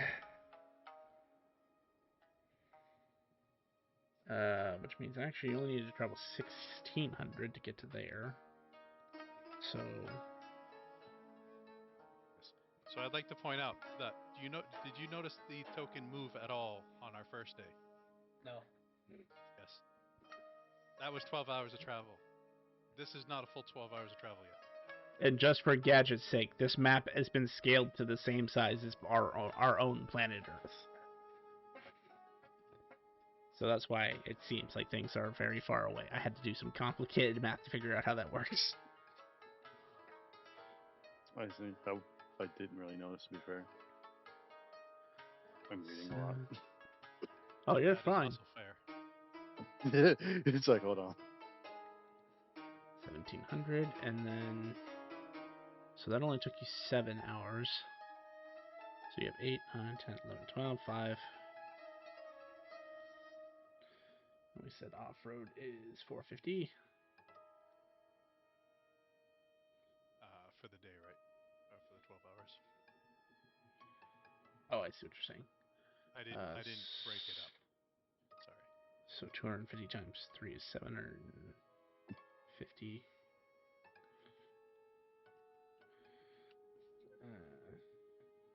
Because I did that and then I halved 75 it times because of off-road. 75 times 5. So you can go 375.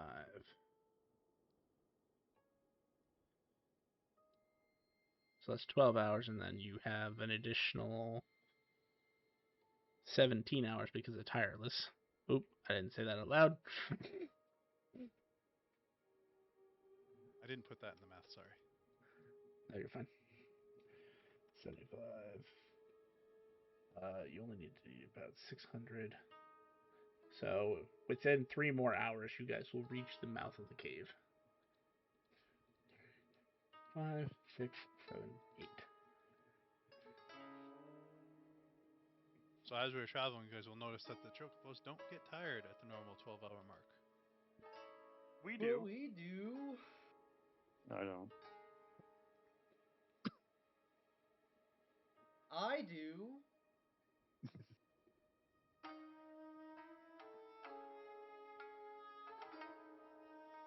It's only 3 more hours of travel. I mean, would you guys like to roll said dice? Sure, you know what? We could fight exhaustion. Everybody give me 3 exhaustion checks. Horrible idea. Constitution? Yes. Pass, that is a fail, and that should be a pass. Unless you have different travel exhaustion rules.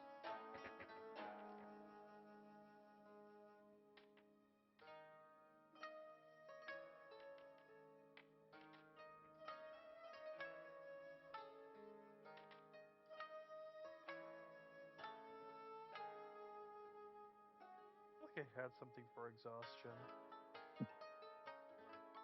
You might.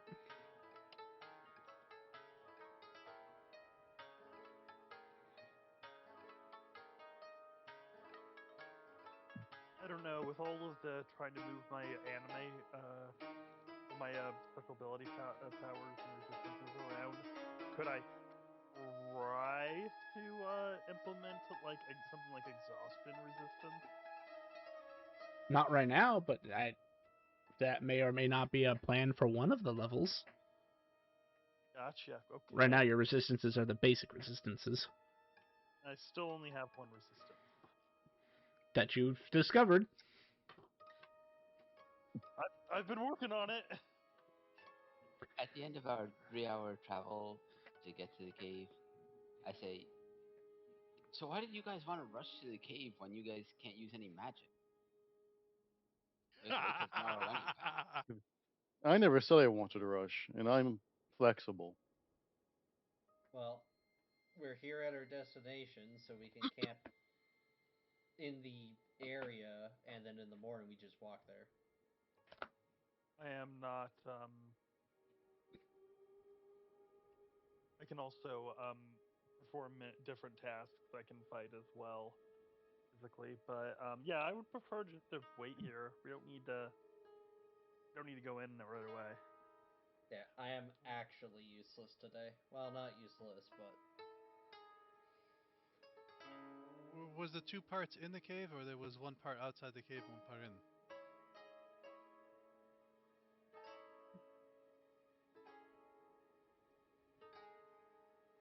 If you're talking about your mission, it's to actually scout the cave.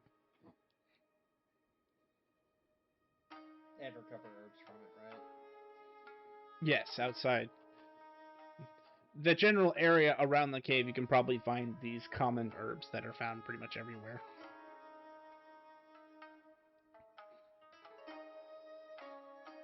There's no point in wandering around in the dark, even if you see. Wait until morning for that. Okay. I mean, I can make a light system.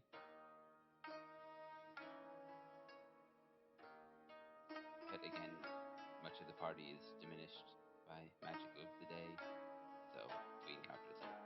Yes. The light sim is very nice, but that's like Greer says. If you don't mind putting up your cottage, if that works. I don't know if that is a spell for you. And then we can figure it out in the morning. Gadget just shrugs. More time for me to study. And he kind of just like he's like, I just step back if I were you. He kind of just puts it down. He kind of taps it, it begins to glow and just expands.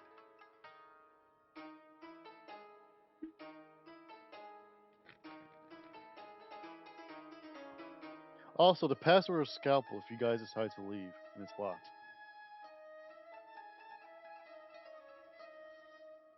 That's good to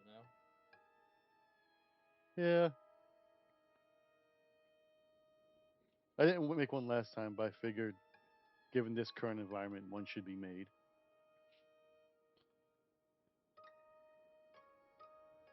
And so, scalpel it is.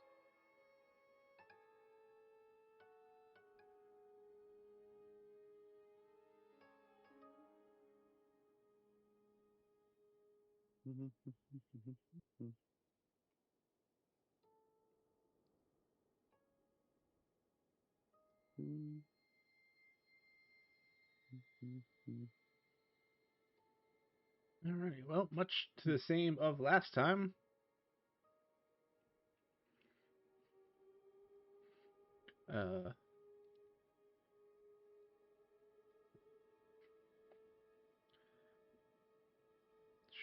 So that was 3 hours. So technically, if you want, you can take 3 hours of downtime, or you guys can just go to sleep.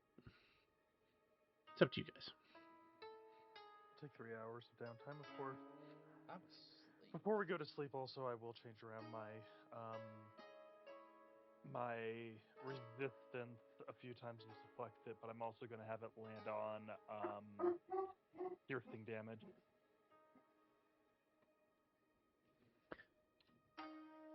You're going to feel something. Okay. As you're attempting to change your resistances, cycling through them, trying to figure out what it is that brings you the path forward, what unlocks those floodgates, you can feel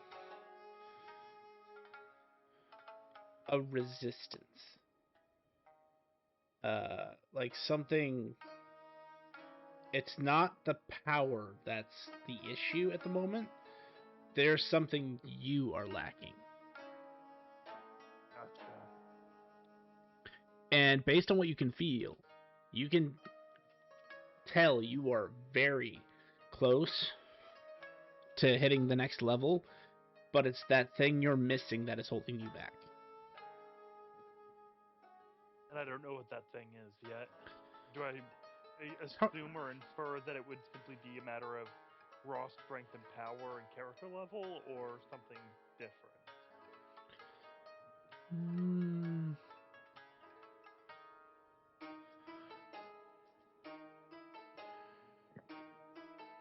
It would be more like a lack of understanding, but for the player's sake, that would translate to character level.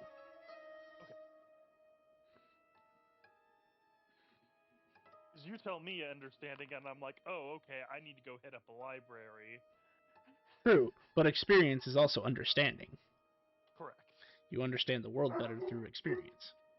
So, yes.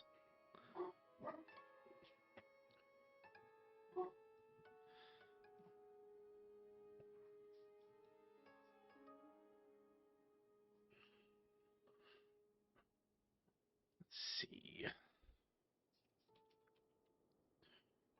So you may take 3 hours of downtime, and then 10 hours for your long rest, 5 hours if you have shorter long rests.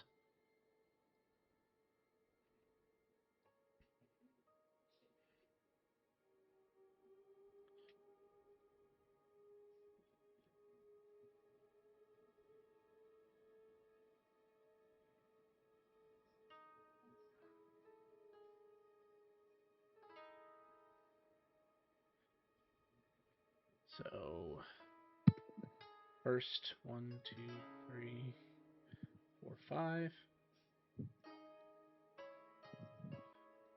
So 5 hours in. So 2 hours into most people's rest. those who understand when Magic of the Day changes, you'd feel it.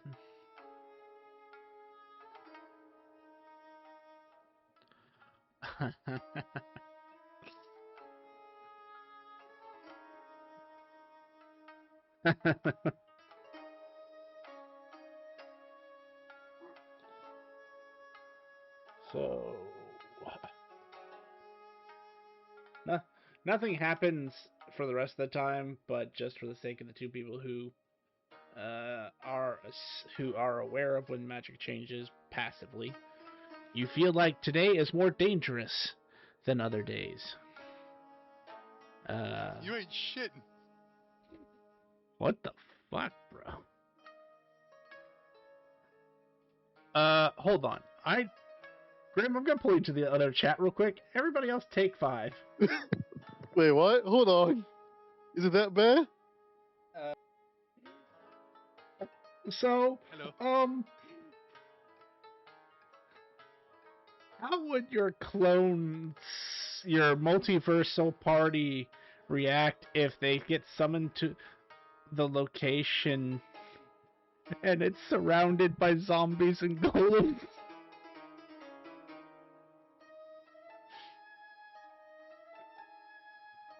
Cause funny story. There's nothing in his portable workshop that says they can't see the workshop. They just can't see inside it, and nothing stops them from standing outside of it. They just can't come in.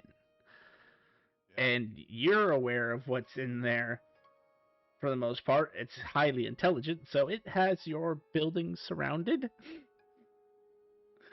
So how would the multiversal party feel about stepping out into the world and this happening? Or should we have the encounter of you being ambushed, and then as soon as that's done, the portal opens, and then this multiversal party comes out and have a second ambush?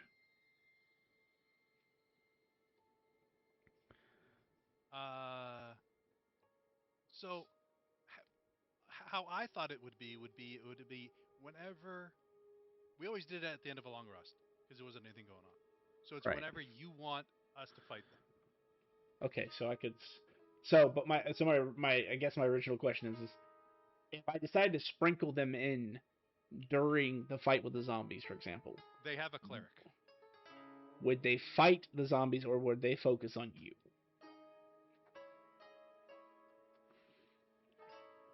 Because I'm not sure how they would behave. Is all I'm asking. After this amount of time and the Lyra with them getting stronger every time another Lyra dies, I think they would focus me. Okay, so this could end up being a really sticky situation. Okay, thank you. You're welcome. Get you into a giant husk. That Fun. Well, that's the thing. It stacks. It can get worse. So, but so what happened? The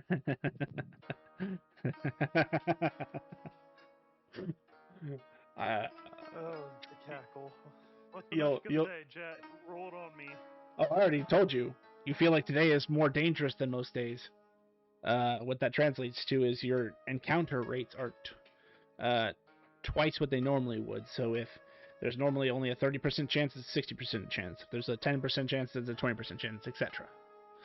So you feel like you're going to have more problems today. And that is so true. So my first question is as you guys get ready to... okay, let's just start the scene here. So how... You guys have had your downtime and your rest. You're getting ready for quote-unquote the morning. How are you doing that? How are you getting ready? Who else knows about this again? I do. Yeah. Anyone who has a passive arcana 15 or higher. Yeah. Okay. I do tell people. We can discuss it openly. Yeah. No, I would. Geiger would definitely do that. He would be like, okay, you know what? Like, things seem off today, and I don't like it. And he would kind of take his coat, and he would kind of like almost like pet it, and he would kind of merge with his battlesmith.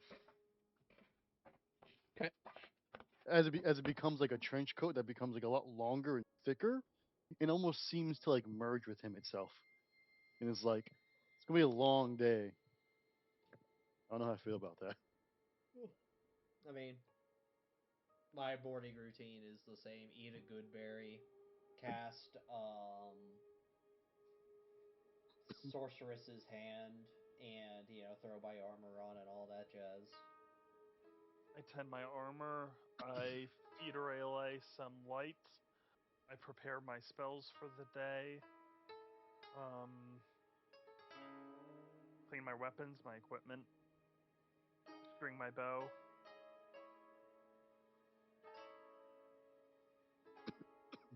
I don't think that there's anything else particularly that I need to do. Anything from Veer before I do a spiel? No, he just gets breakfast, cleans himself off, and he's pretty much good to go. Lyra would open up pretty much a portable hole, pull out a chest. Out of that chest, pulls out several glowing melons to put on the table for Aurelie to eat the light. Then would make us a meal of grilled glow plums, grilled ash peaches, grilled spring onions, grilled pulse potatoes. Putting some drinks out of a radiant cider and honey dream wine. The glow plums are smoky flavor from the grill, mild sweetness and sugary afterglow. The ash peaches are bitter and smoky. The spring onions are fresh, bright, and slightly sweet. And the potatoes are starchy with a faint warmth. As you eat the potato, you feel the pulse go down your throat.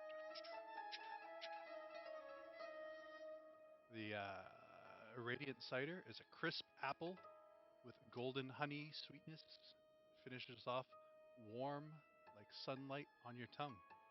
I know this is ruined on Amriel because she doesn't drink. The honey I dream also can't wine. taste.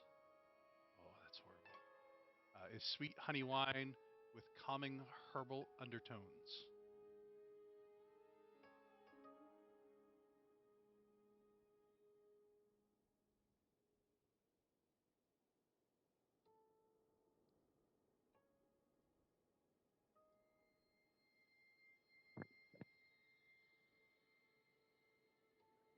She likes her alcohols.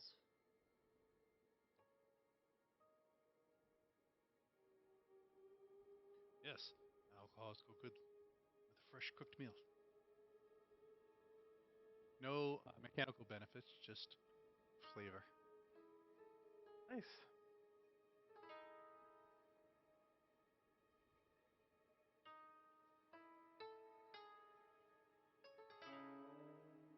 Okay, as you prepare to leave. Yeah, about to say, do we have to deal with Lyra's clone still?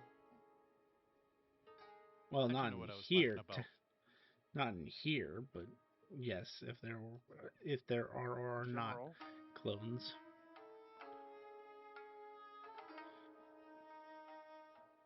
It's been a while. I am half tempted to burn a spell, just knowing that Lyra still hasn't solved her dream problems, and there are probably Lyras outside.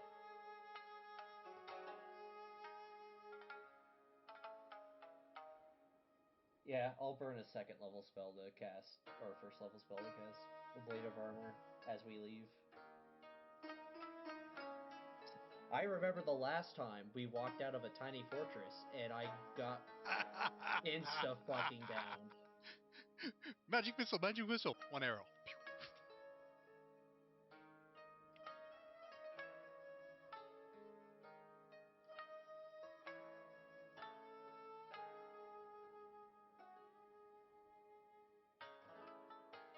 So, before anyone goes anywhere, I would like you guys to arrange yourselves in the order in which you're leaving.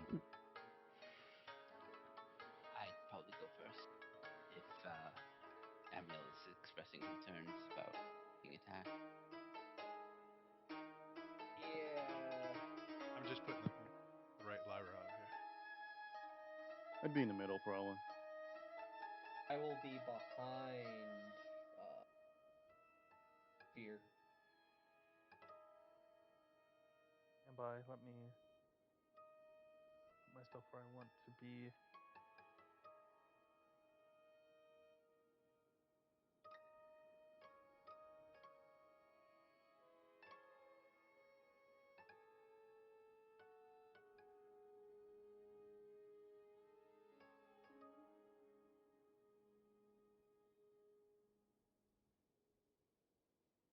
Mm-hmm.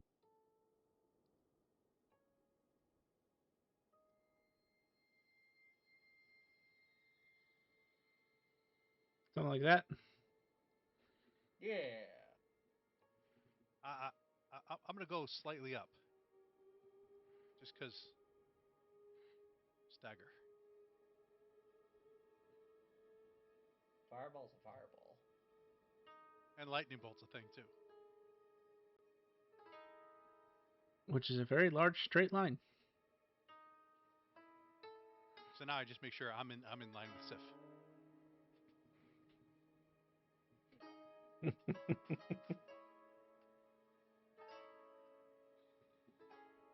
All right. Well, if you're ready, you can open the door whenever you want.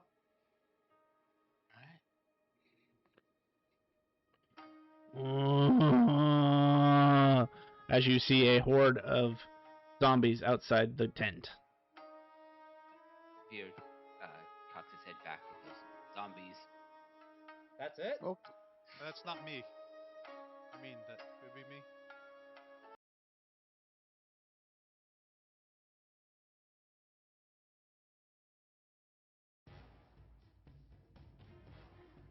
Ironically, they can't do anything because of the way this forge works. So they are literally like standing at the threshold of the door, but they are not actually leaving or entering because the magic item itself prevents entrance without permission.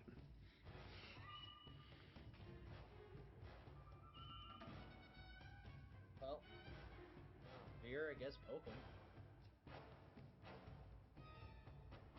How are we rolling initiative?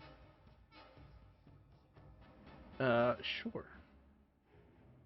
That would make sense.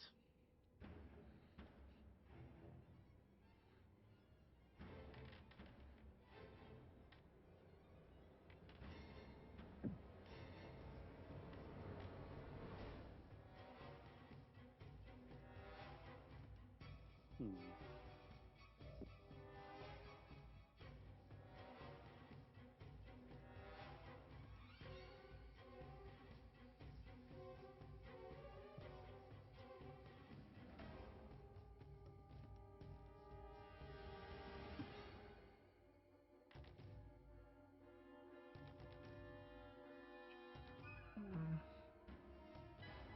Who am I missing? Praise the sun. Sif. I am missing Sif. 2d10. Oh, that's pretty good. I'm not on the initiative tracker. That is probably my fault.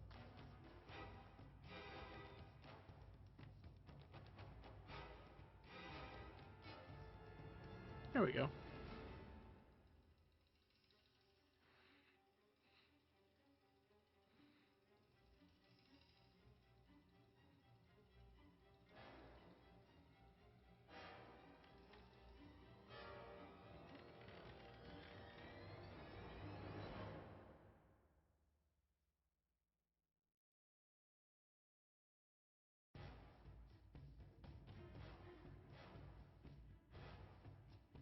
Well, looks like Lyra, you're first.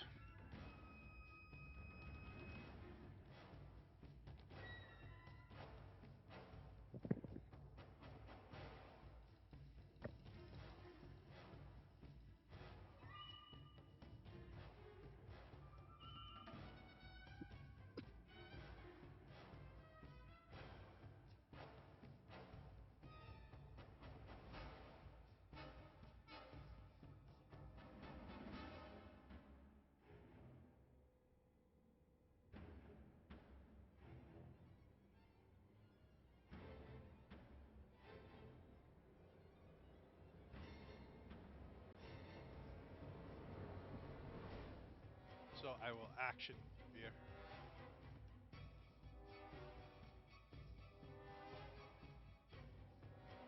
I think my title does 30 feet.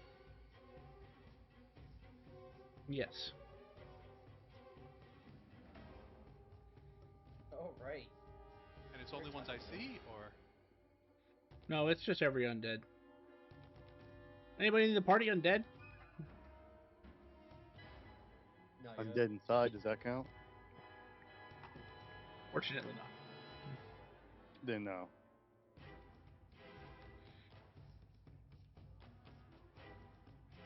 I can only see the 4 there. So they all take 7 if they are only CR1. They're minimum CR1 basically.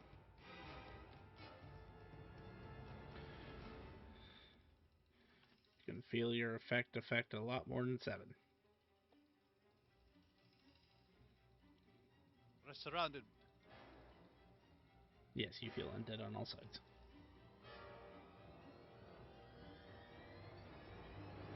And I Looks end like. my turn. Alrighty, Sif.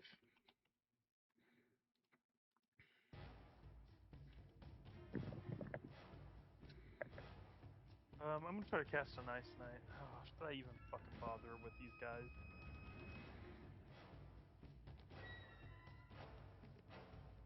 I think the answer is no. I think I'm just gonna knock an arrow and try to shoot. Okay. I don't want to waste my spell slots on.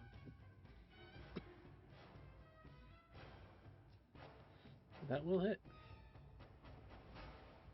And radiant damage is involved in this, so he's not going to be able to. Assuming these are normal zombies, you are correct. Yes. And I'll use my bonus action to fire again, Okay, because I remember that that's a feat that I have. cool.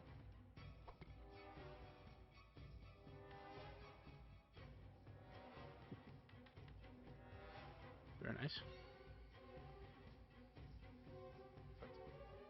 It goes down.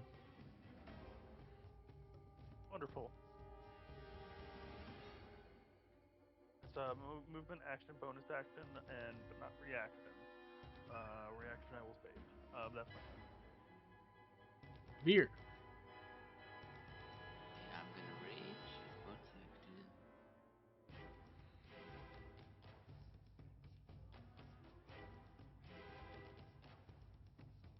Make an attack on the guy in front of me. I will attack recklessly.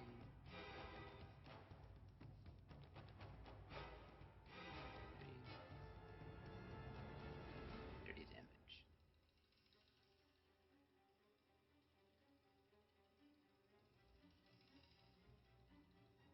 Then I'll use my extra action again.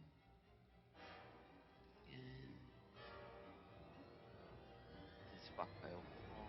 This guy's not. Oh.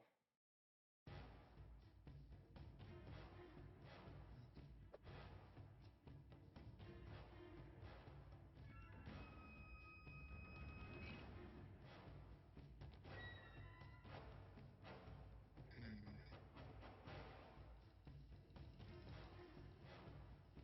That's it for my turn.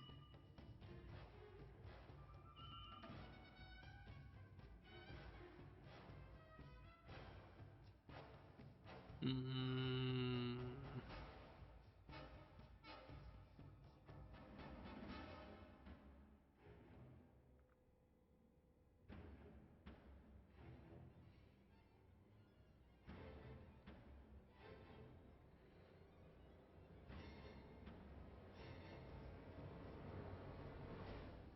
Good job, VR. mm, Now I get it. Uh, oh no, the wall's blocking me. I wouldn't. Did he center my reach, or I think he did, yes. You'd like to stab then him. I will use my reaction.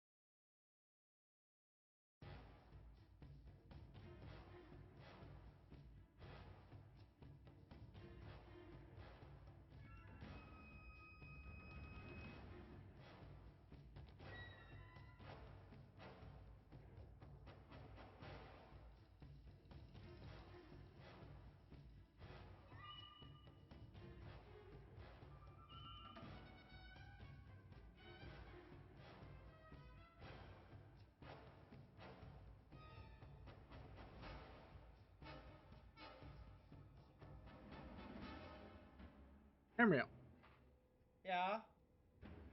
it is your turn. Hmm. So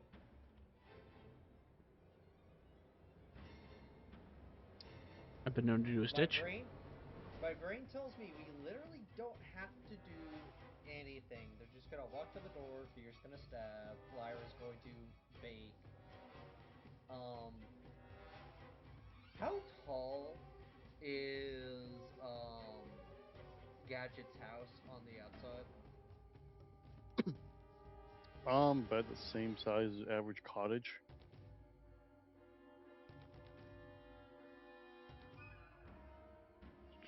Taller than 10 feet, I'm assuming, right? Yes. Well, a lot tall. Yes. Okay. Because Because I. the rooms are on the second story, right? Yes. All the Oh, crafting is yeah, on the that's first floor. fair. Yeah. So we're gonna move outside, plant a fan, and Hold on. immediately I'm going to see Hold on. the You two. trigger. You trigger a. Yeah, You trigger a held action. Fortunately for you, it's just one because only one has gotten to go so far. As soon as you step out, this guy at the south, rears back, and you see a kind of like golden, like crystal, just kind of materialize, and he shoots it at you, or it shoots it at you, really.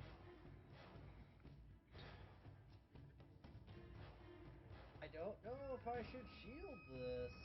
Give me a second. I haven't even rolled it yet.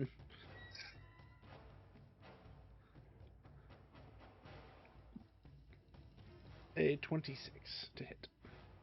I will use my tattoo to cast the shield spell. Okay, that gives you 27, right? Yes. All right. The crystal, which would have hit had you not cast the spell, comes barreling towards you. You activate the sigil on your shield, on the sigil that you have.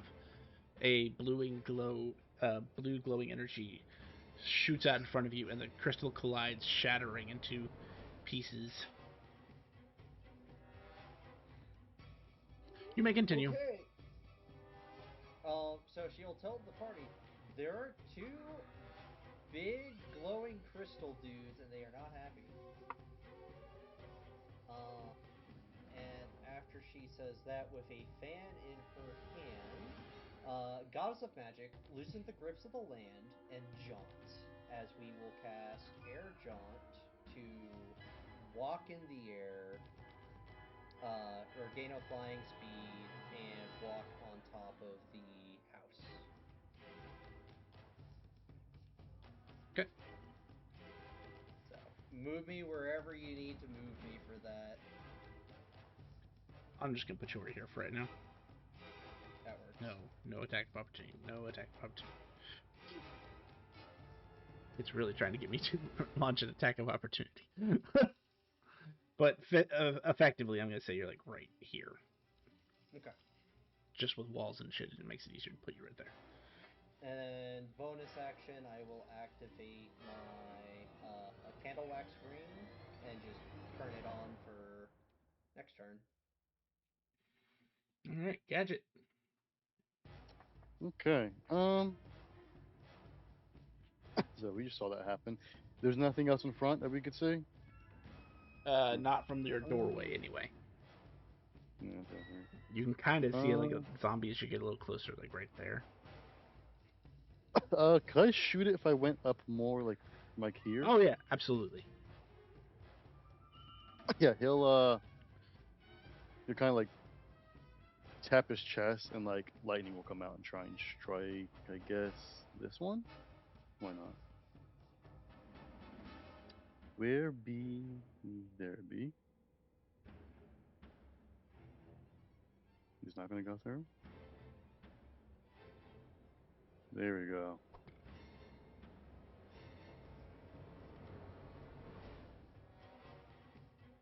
A 19 will hit. Yay! And it does an additional D. I'll have to do an additional D6 of damage Okay. because why not? There you go. Then it's 13. not big. Also, DM, my hammer is because it is enchanted. It uses my intelligence modifier for the roll and to damage. Okay. I'll add I that don't in know if a there. second. Yeah, but yeah, that's it's kind of my turn for now. Okay.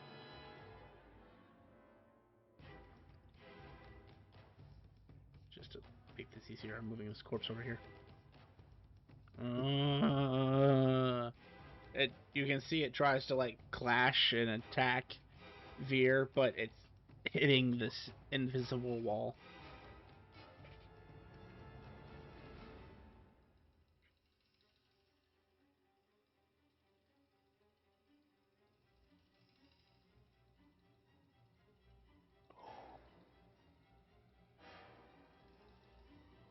I assume that you're back far enough on top of the tent, Amriel, to not be seen for a attack from one of these things.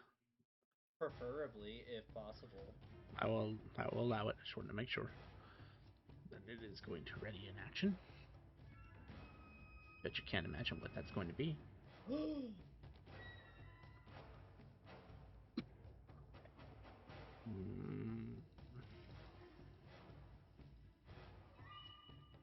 Gosh darn it, Bill. Get in there. Get in there.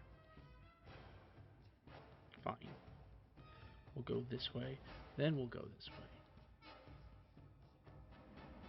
It doesn't like me crossing over two different walls.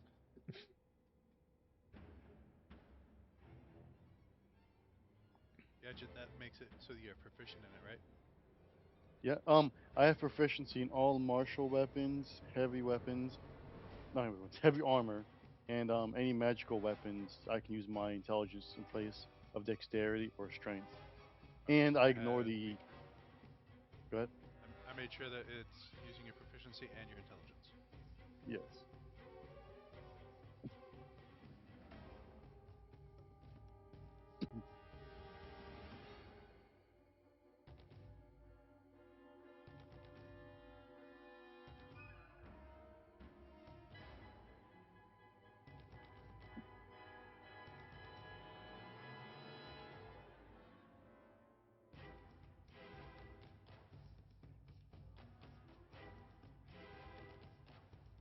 Bunch of zombies just making zombie moves.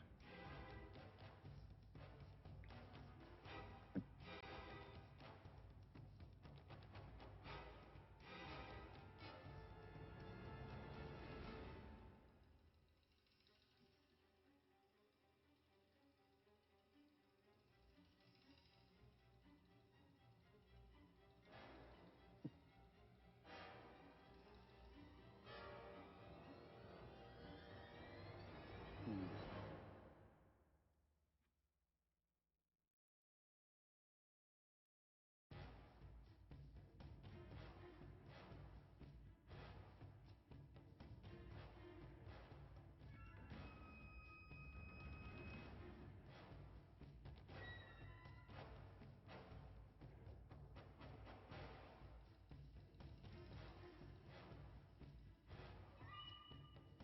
Lyra!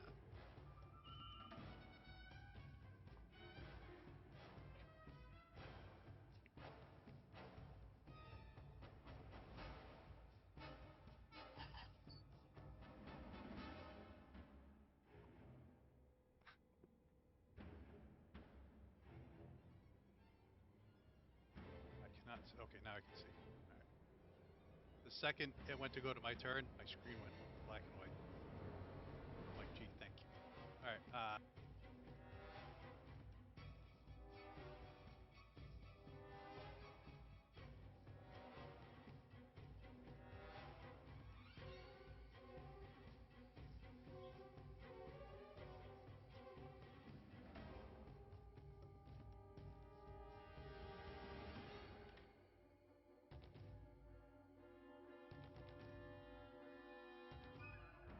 So that's 6 to all the undead, and I action Veer. Because I'm looking up, I'm going to end my turn.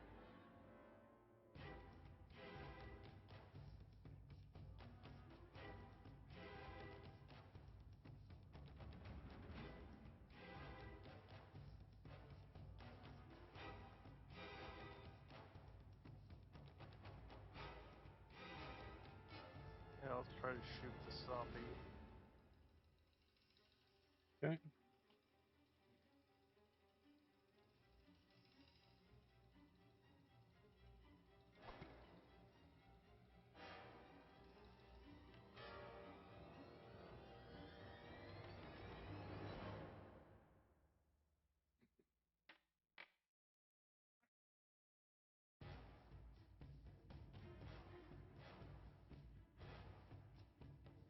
Let's actually fire again.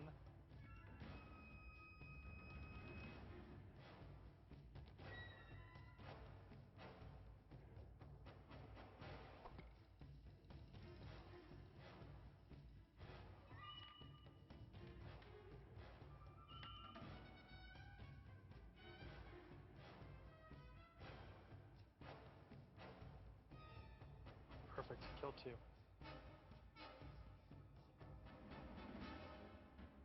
You said those shots do radiant damage, right? They do indeed do radiant damage. Technically holy damage, but I think that that's the purpose is the same.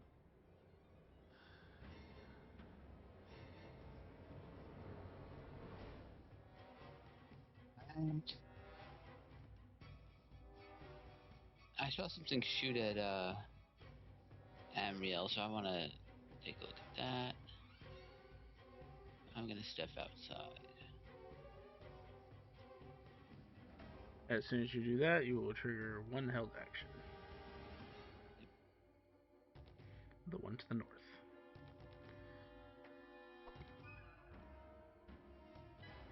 A 20 to hit. That just hits, but did he attack with disadvantage? He did not. Let me roll a d20 real quick. The 20 is at disadvantage. Okay, then that hits.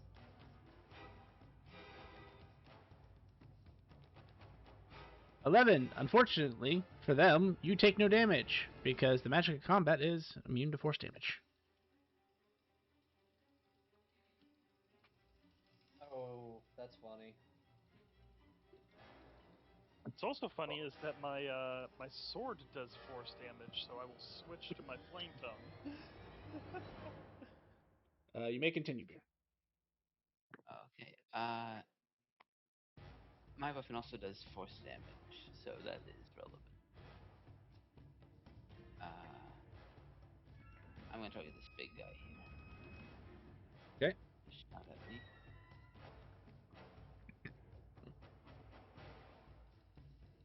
I'll attack reckless.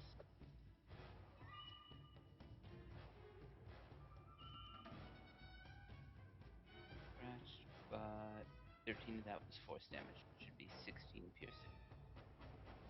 Okay. So I'll give him back 13. That's what you said, right? 13? Yeah. Second attack. Oh, it hasn't actually become my turn yet. Oh, my bad. Come on. Give it a second. There you go.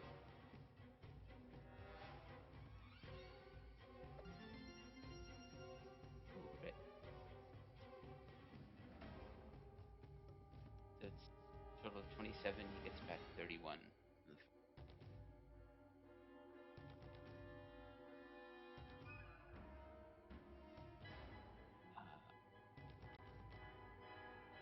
Bonus action, I'm going to use. Oh, no, no. This force damage. Alright, I'll just do a. Actually, I'm going to do a pummel strike against this badly injured. Wait, does it have to be? I don't think so.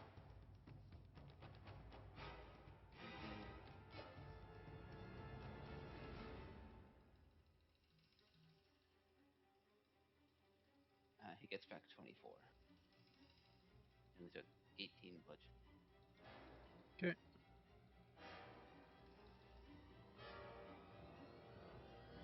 I mean, he had 6 health, so.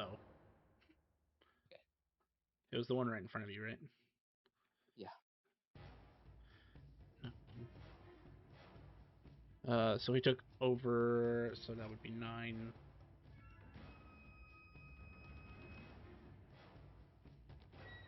So let me make his undead fortitude roll real quick. Unless you do radiant damage. No. That is a con save. Why is it a con? So rude. Wizards. 17. So it was 5 plus damage taken. So that would be 14. So that zombie actually doesn't drop dead. He drops to 1.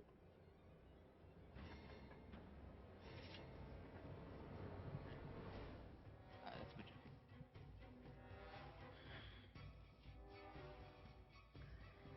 This one's going to step up and try to attack you here. Straight roll because I attacked him before. Yep.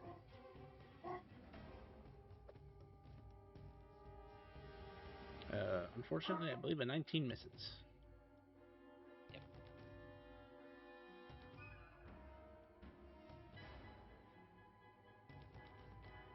Well, now that someone has stepped out that can be hit, is going to fire 2 crystals at you.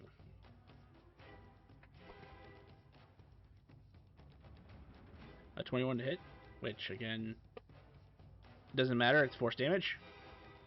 So again, a crystal plows into you and just shatters. And it fires a second one at you and realizes by this point that its crystals are doing nothing.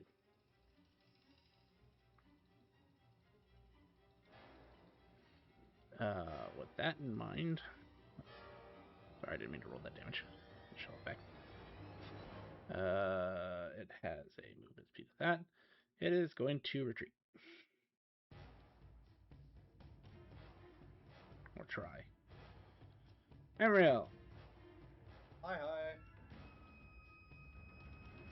We So- are going to put our fan away in our magic component pouch, and we're going to pull out a bunch of pebbles and say, Goddess, grant these pebbles a mightier roll, and we're going to come out of hiding and chuck a rock at that north glowing dude. Okay. His magic stone is my favorite spell.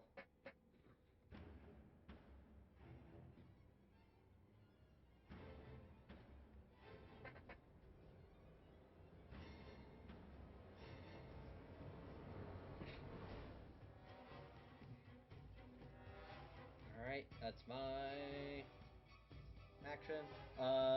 So if you were like, say, right here, where would you have moved yourself to? To Like the this upper corner. So Okay. this guy would definitely be able to see me. If Okay, he's tall enough, he might be able to reach. Okay.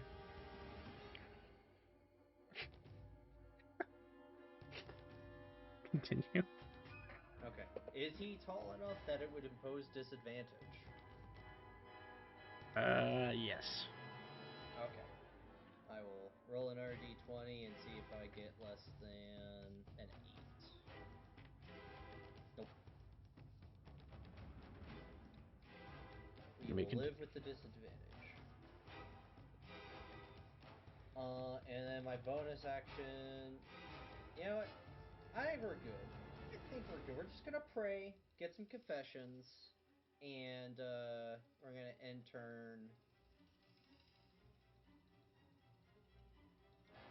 Gadget.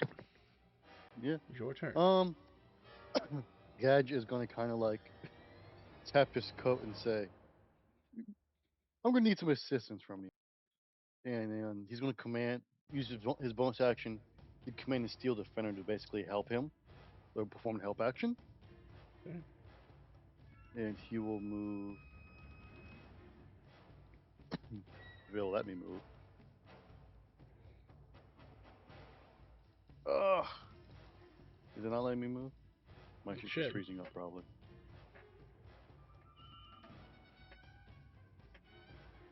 Come on, let me go down. There you go. I'll target this one with me. Come on, there you go. my vicious hammer. Nice. Can I not attack diagonally? Here, let me The just move corner the. is flipping. Yeah, let me just move the Huh? wall for you real quick.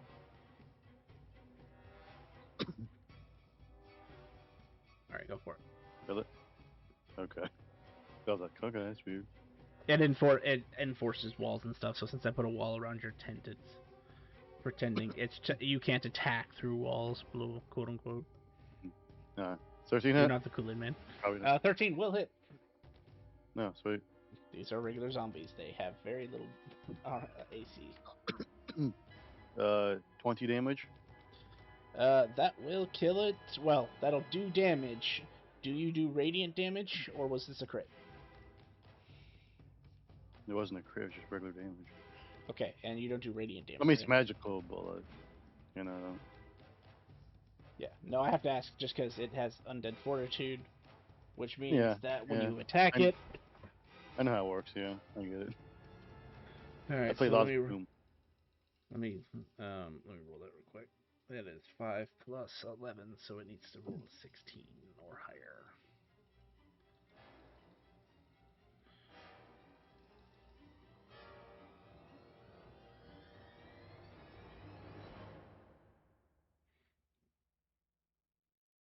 It lives with 1. Oh, okay. It rolled a I guess 23 that's it for decision. me. I don't know. And that's it for me. Okie dokie.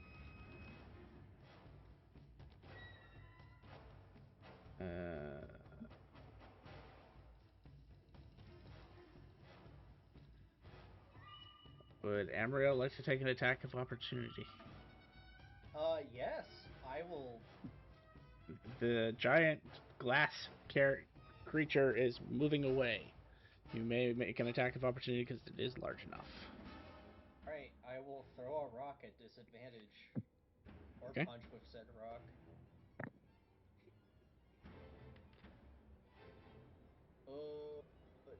No. Miss. Okay. It is also probably leaving your threat space. Veer, if you'd like to take a attack of opportunity, I would. then go for it.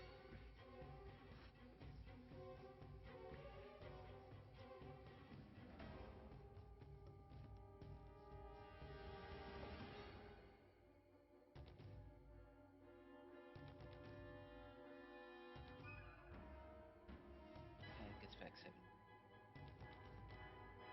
And its movement is reduced to 0. Okay. And it is restrained. My new weapon. Okay. Cool. Restrained. All right. Well, it was going to use its movement and action to leave, but apparently it's not allowed to do that. It's just Keep gonna the brush stare. good. It is just gonna sit there and stare at you, Veer, because it can't do anything else. Because apparently they decided its bludgeoning slam attack doesn't do bludgeoning damage. It does force damage. So he legitimately has no means of fighting back. Literally showed up to die, Lamau. Zombie's gonna try to attack Veer. Zombie doing zombie things. Oh, that one's actually dead. Oh yeah, that one's dead. I forgot. So you made a comment earlier that it's holy damage, not radiant damage. There actually is a difference. As this creature dies, it doesn't fall dead like a normal corpse. It like reverts back, like all of the rot that and putrefaction that comes from becoming a zombie is gone, and it's just like a normal dead body again. It is as if you have purified the corpse. It's just a dude. Yep.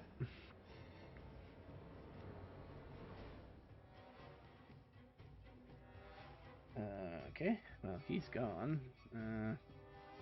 Again, just for my own sanity, they would step over each other's bodies. So he's gonna step there, and he's gonna try to attack Veer. Is it? It's at straight with them right now, right here. Yes. Okay. I mean, they still have to roll pretty high to hit, so a 10 does not hit.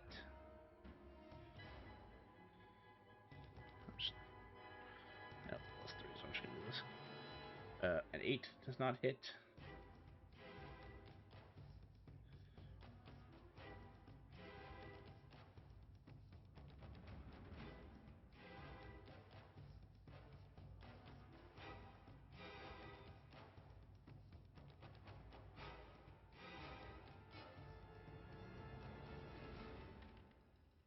A 14 does not hit.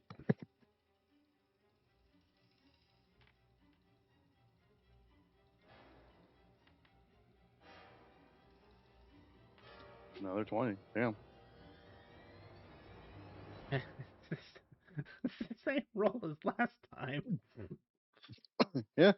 Hey, Well, no, you're last I think nothing. it was like You're 13. nothing. You're nothing if not consistent. I'm It not was complaining. 11 plus, what was it? 11 plus 5 last time, so that is 16. It is up with 1. As a roll of 20. They are rolling high tonight. Too bad their counterparts aren't rolling for shit. Of Oh, they course. are. They No, can they're hit. rolling fine. Yeah. They're just Yeah. pissed at somebody's grandma.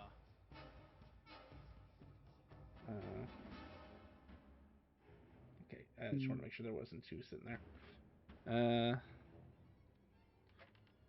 Oh, that one will actually hit. 20 to hit, Veer. Yep, this hits. That is 6 bludgeoning damage. And it is not Heavy. magical. Oh, boy.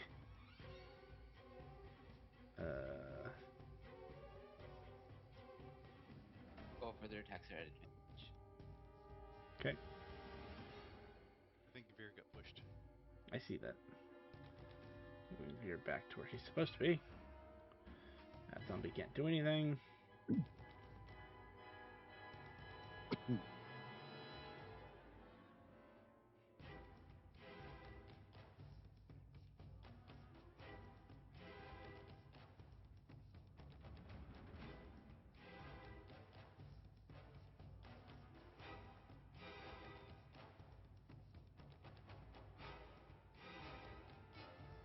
Oops, wrong direction. She's gonna go this way.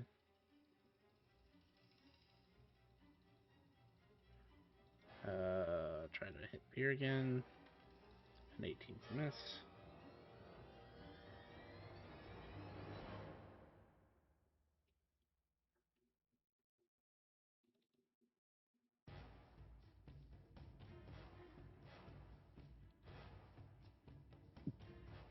Amarillo. It used its movement and action, but you see a zombie climbing on top of the roof right next to you. Oh, It's this one for your information. But that is his turn. huh, interesting. I cannot see it, but that's okay.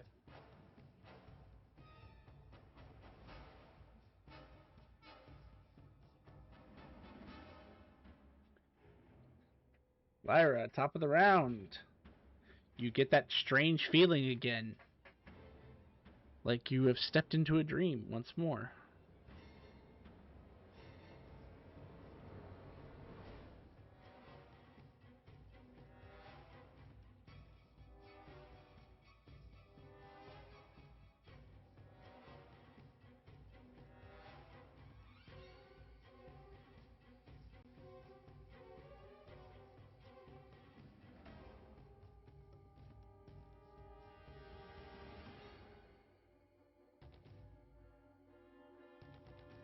Careful, guys. The zombies just got stronger.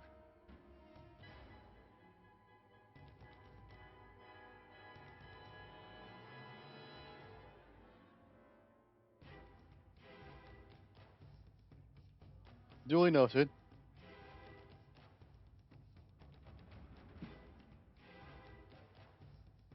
Lyra, you may go.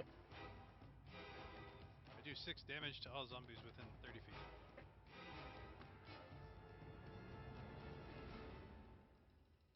One's dead. That one's dead. That one's dead.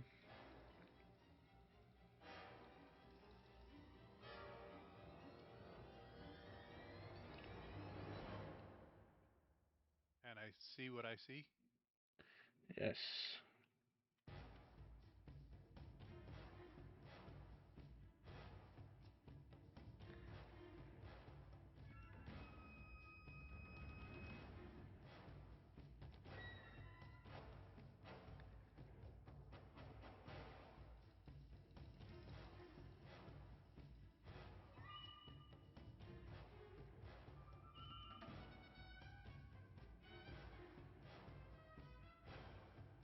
Um, Uh,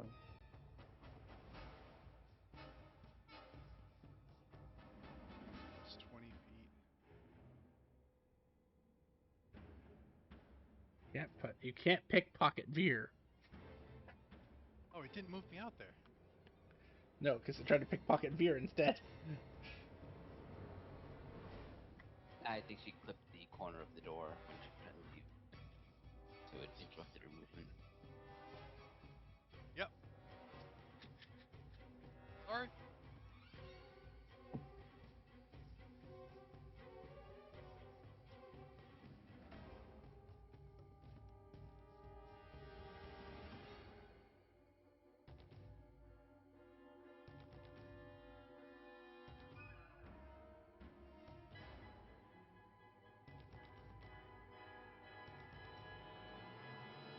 shoot.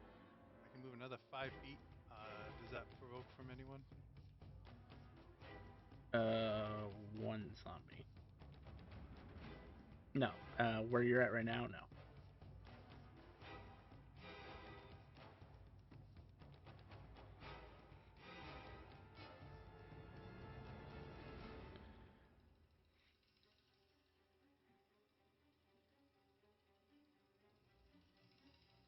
Just cleaning up the battlefield, making this easier.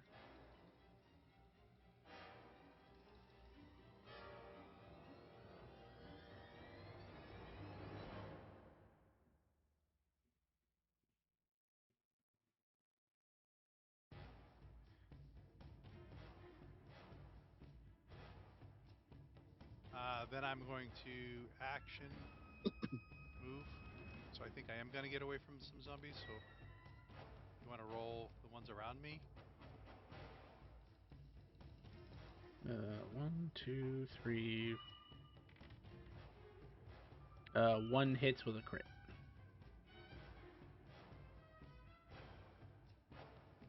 Son of a bitch. Okay. But Hmm. I do think that also provokes something from Veer because some guys Uh, hit me. is it when? Oh, they attacked, so yes, I can.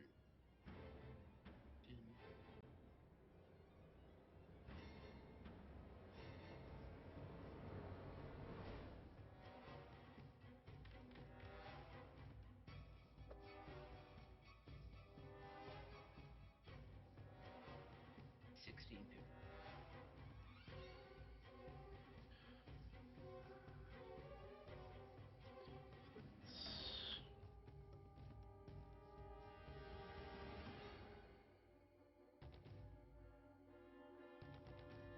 He is dead. All right. And the other two missed Did you. you do So you the? took yes, you took 7 pierce. Bludgeoning damage. It's Ow. not magical, if that matters. No, no, I don't. I don't have anything for bludgeoning. So. Bludgeoning?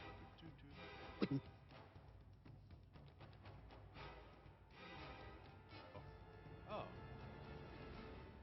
I guess I Yeah. could have just done it and it would have given you the option. Yep, that's one of the things that got added and that actually started working for some reason. Oh yeah, I thought I would get out of their way. Sorry. So I move over here, and with an evil grin, because I have been battling these guys for A long time now. Long time.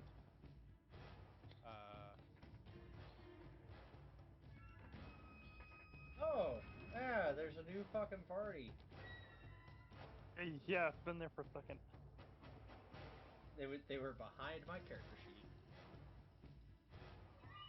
Convenient. Out of sight, out of mind, right? Yeah, exactly. Oh shit! I didn't write. When you augment the anime powers to go to targets, is it 02 for the first one or is it 03? I think it's 02.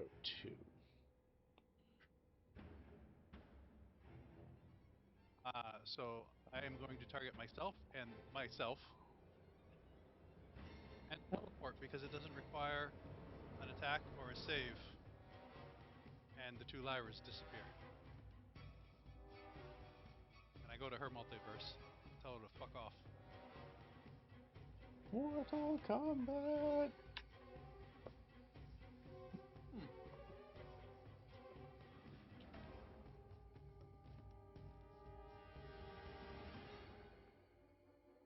Okay. That is my turn. Sif, All it is your right. turn. Well, we'll see what those other guys do.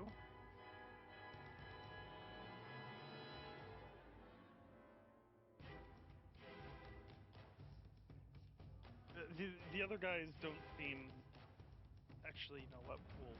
We'll let them make the first move with whatever Lyra just did. I'm gonna start to lay into this guy.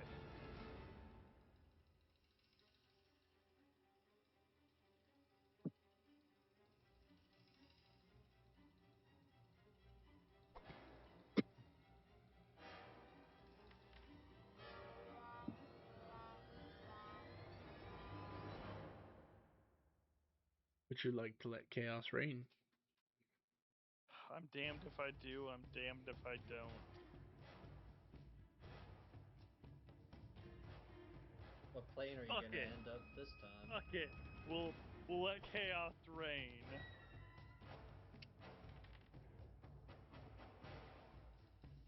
27 will hit.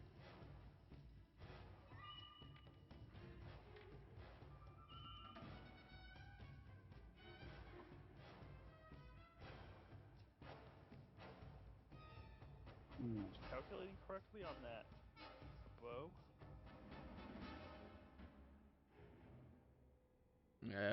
6 plus 1 is 7. You rolled a 1, just so you know. Yeah. Okay. No. All right. I was just looking for 1 plus 5. Okay. So have my deck correct. Now I'm paranoid because of the other steel longsword. A bonus action, I'll fire again. Well, actually, first you should probably roll the. Oh, I know what it is. You may continue. Okay, cool, perfect.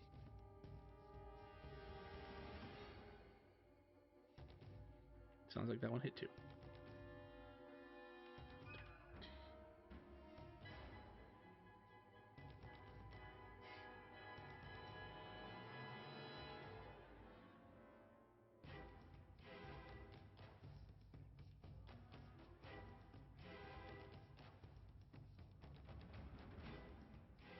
Biff, What's up?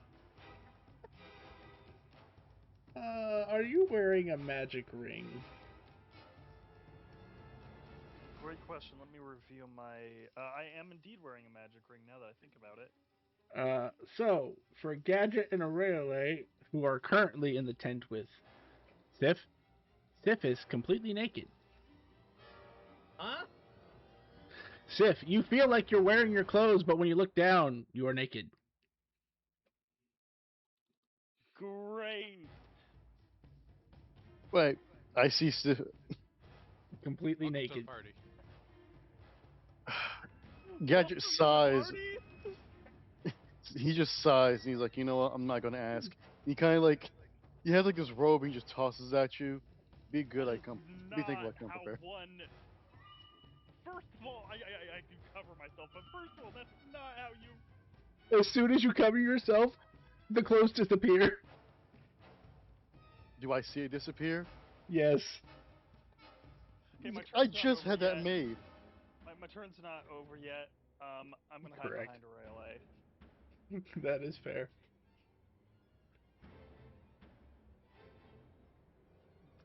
Not what you say. This is the first time this one's come up, so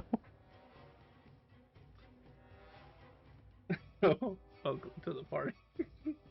Damn. Oh god, poor Sif.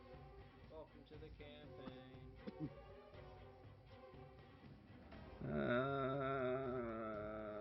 She's got a nice body. I'll just say that. Like, she nothing to be ashamed of there. All right. Gadget doesn't care. He's a robot. He's just like, whatever.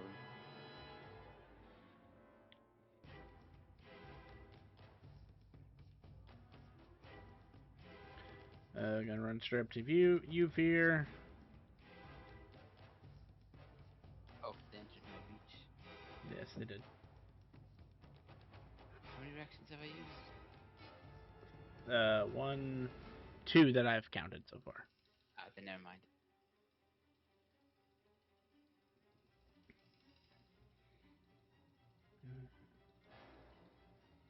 They are gonna dual wield their scimitars. They're gonna take the first attack at you. Make sure there's nothing else special about them that I'm missing.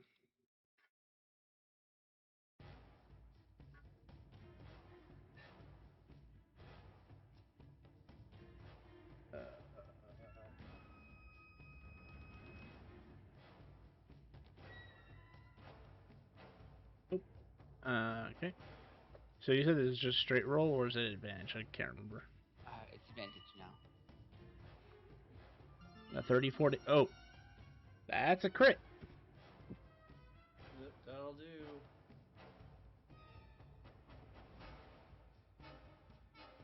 do. Just making sure does that stay a crit? I don't have anything against it. Wait, who crit against him? The fighter from the other Lyra's party. I have a reaction. I'll silvery barbs it. That is why. That is why I waited.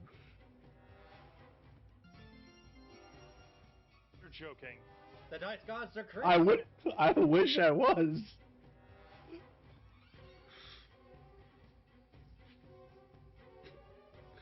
So that is Sorry.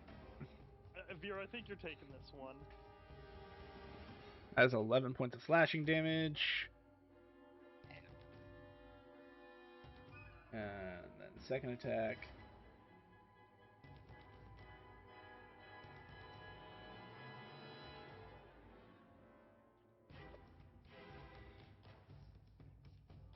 $27 to hit. That hits.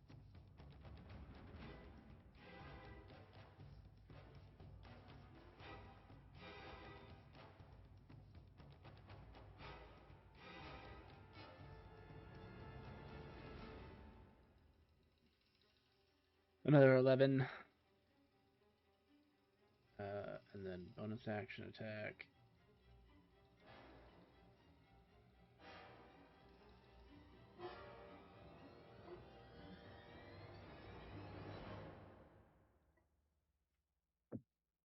$17 misses.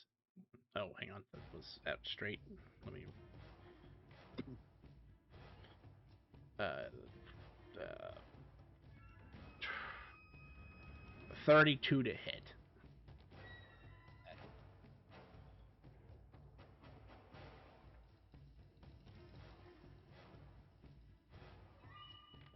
For 15.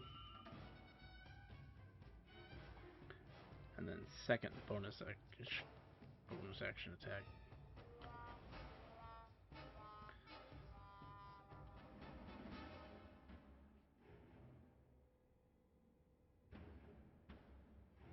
Oh, interesting.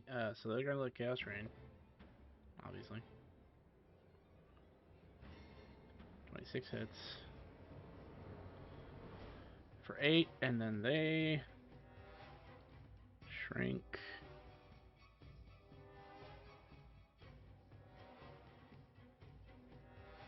They shrink to small size. I think this is the first time, or at least it's been a long time since we've seen this come up on Chaos.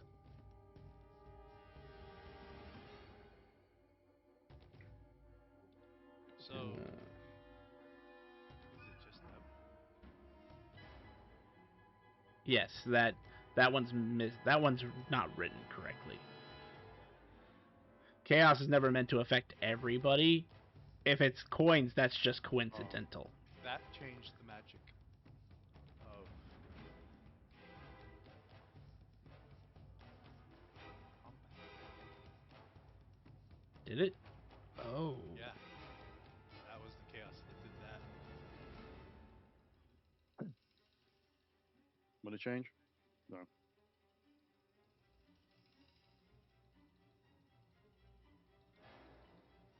Oh, interesting. Well, now for force damage is back on the menu, ladies and gentlemen. Unfortunately, force damage now heals you. Huh.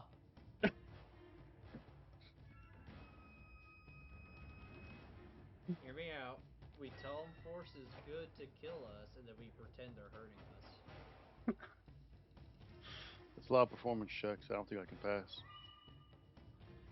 Alright, so she's still got 2 more attacks. But I'm going to speed this up. 13, 10, and she normally attacks at 14, so 27 and 24 to hit. 5 plus 14 is 19. 19 damage to Veer. We can reduce it half by half. And that is her turn. Veer.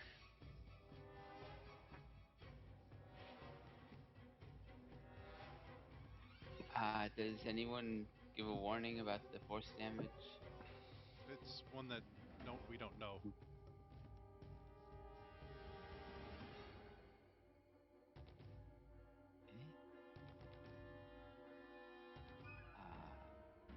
Then I will attempt to attack the fighter.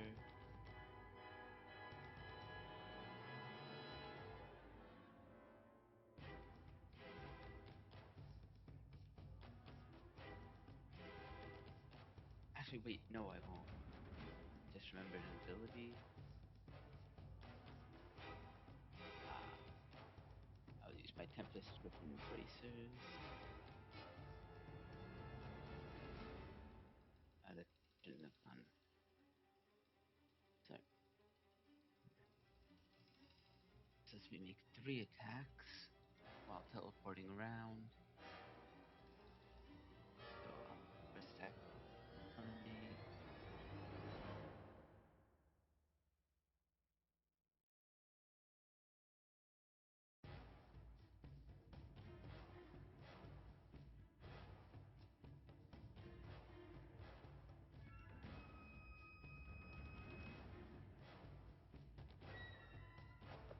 That'll hit.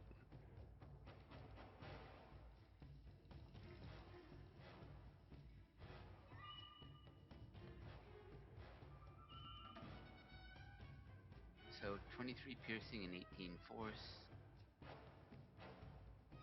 So he takes 5 damage.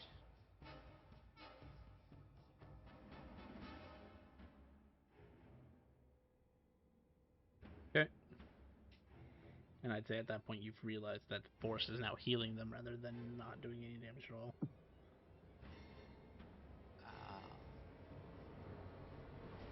I'm going to teleport. Probably second attempt.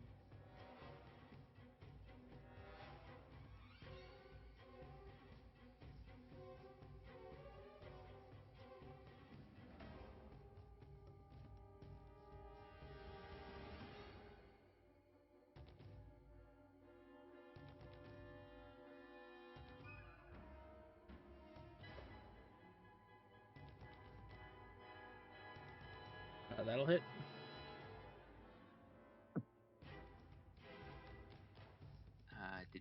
Did more force than piercing this time, so she's just full.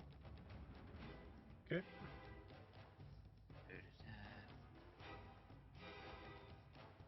attack. I'm continuing because these kind of all happen in an instant, so he won't. Okay.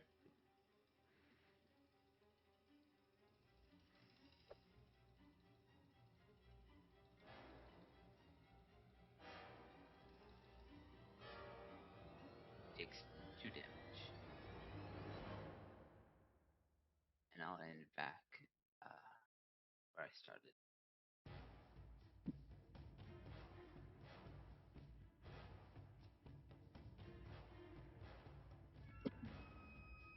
Oh, but the fighter should be pushed. Actually, all of them should be pushed 5 feet back.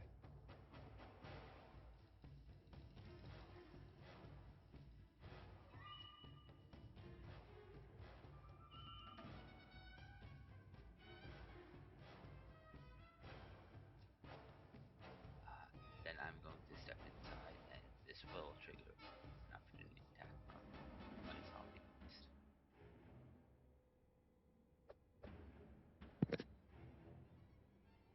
And it'll miss.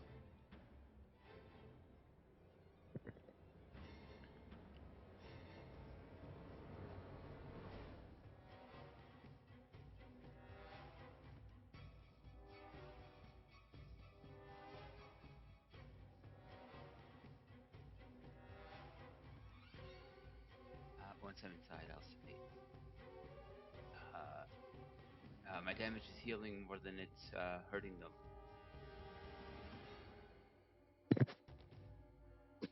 Then we put it to good use.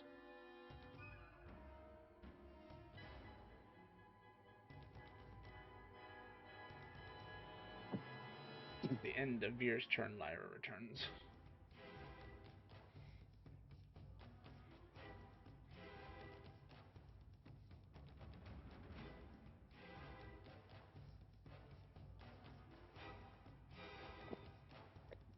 Lyra, with you returning, you are the prime target. Yes. You are numero uno on their list. It's like every head from that party turns left and looks straight at you.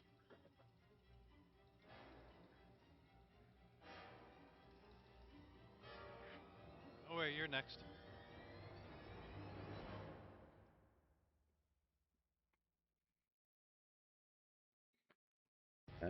So, slash 20.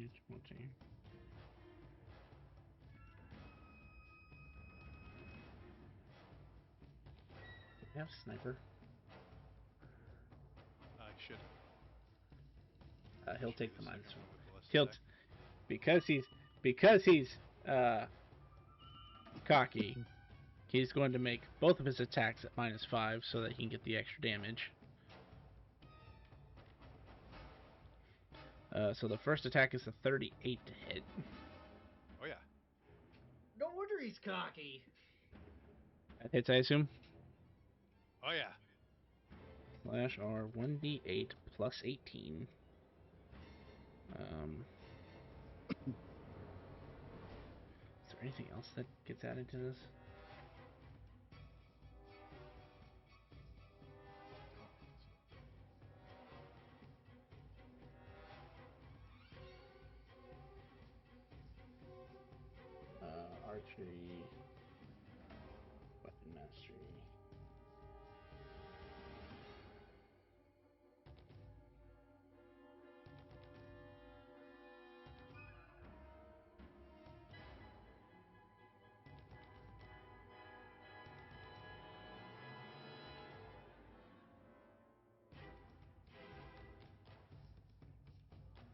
+1 to damage.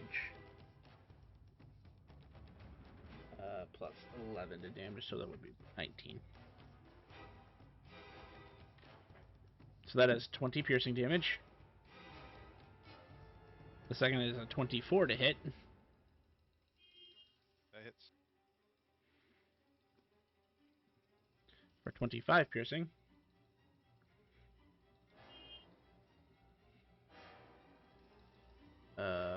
Since Since he is a Dread Ambusher, he gets to make a third attack. That is a 35 to hit.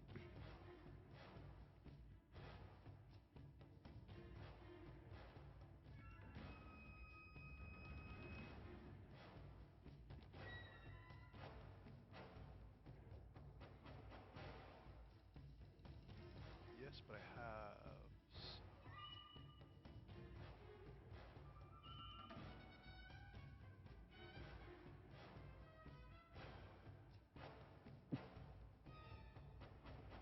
Yes, I will use a reaction to reduce that to 0. The damage or the actual roll? The damage. Okay. And I just won't bother rolling it. Stalker.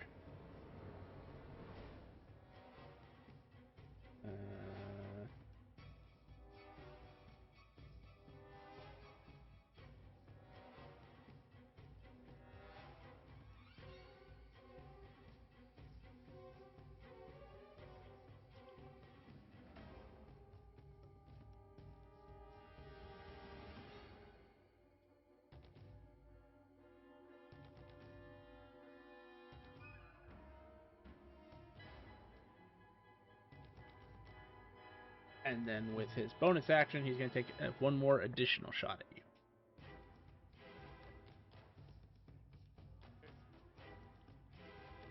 That is a 27 to hit. That hits.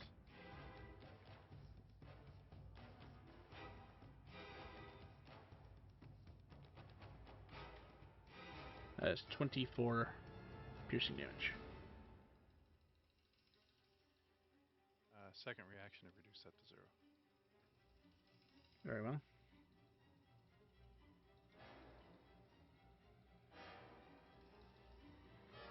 That is the end of his turn.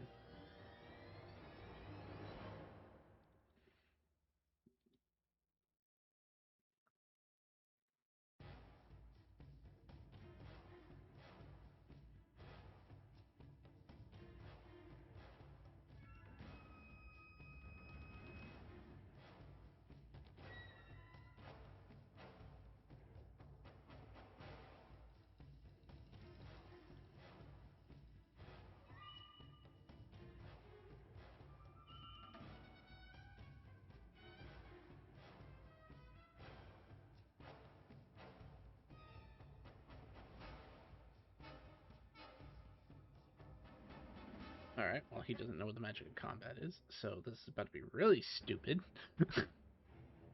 And not so much, because I'm only technically down 1 hit point. Well, you're about to heal because he's using force. Because you made him a force sorcerer. My Phoenix armor went away. I can't heal that once it goes away. So technically, I'm only down 1 hit point. He'd hit you as hard as he can because you're a threat.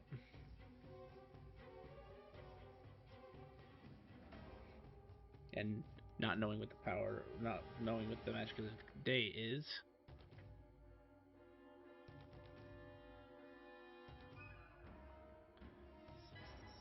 Three.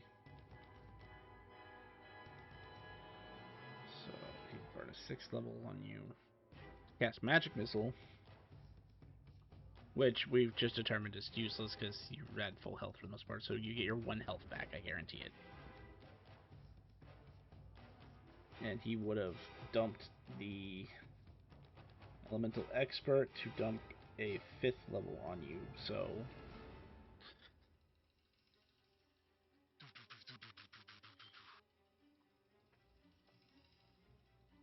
And as the end of his turn,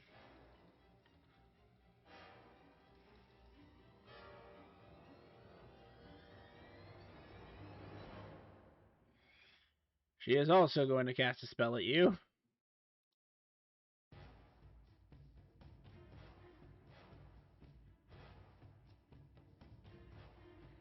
I need a con save from you, Lyra.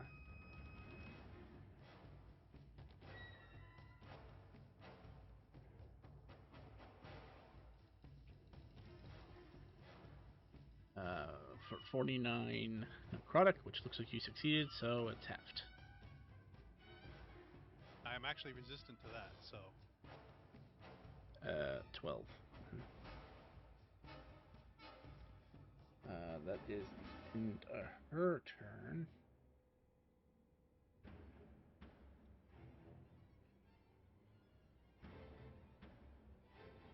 They're given a specific order. They're going to follow it.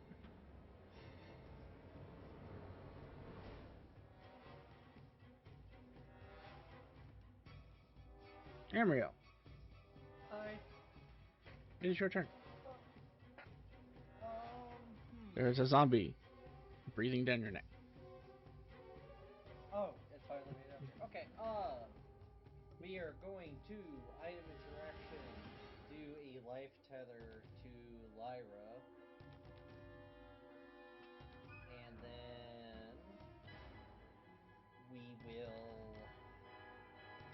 I don't know, because we got the zombie boy, and then we have all of her friends.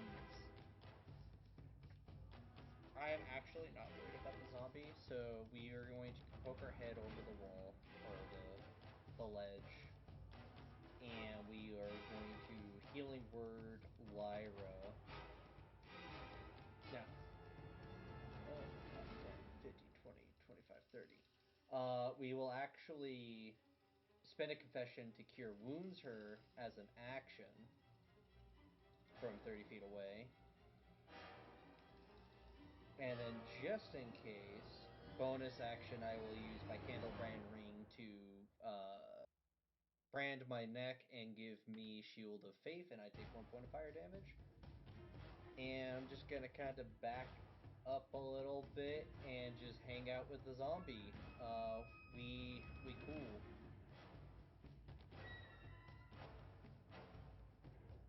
Gadget.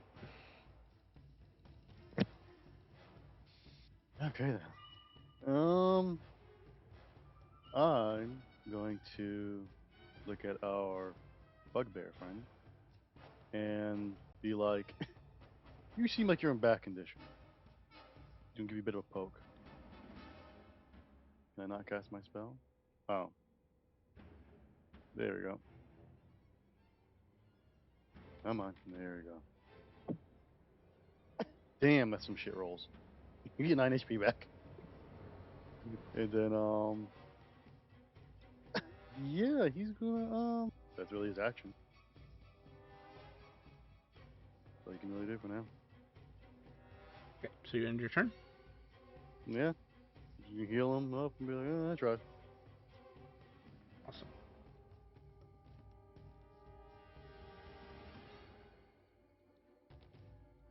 I didn't mean to close that. would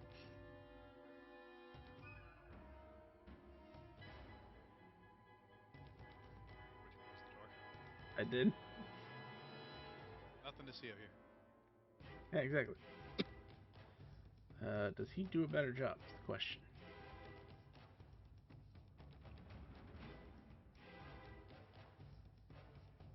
He does. He realizes now what the magic of the combat is.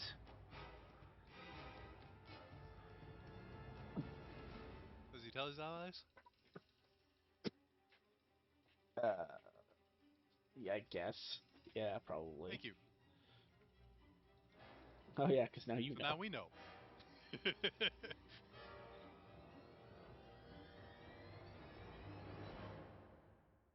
Man, you really screwed this guy.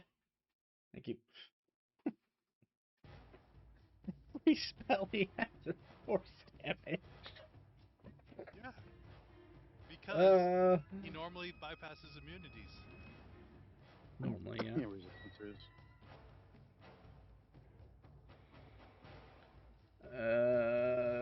Uh, he's gonna throw the one spell he has that isn't force at you, Lyra.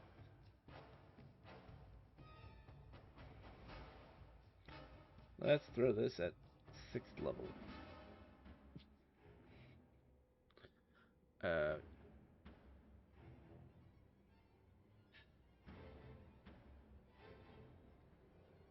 a guiding bolt to your face.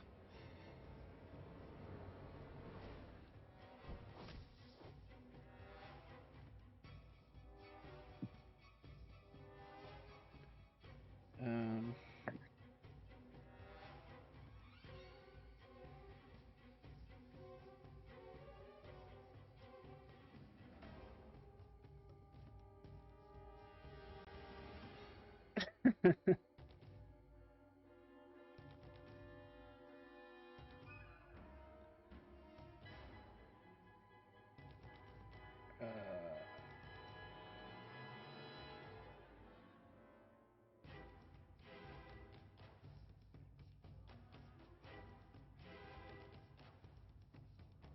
yeah, that's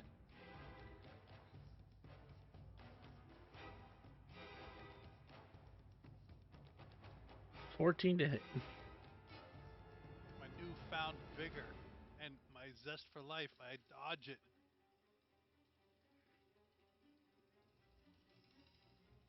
Uh,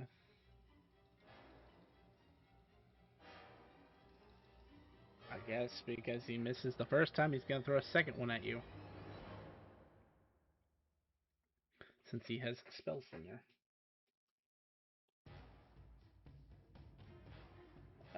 So this one is going to only be a second level Guiding Bolt.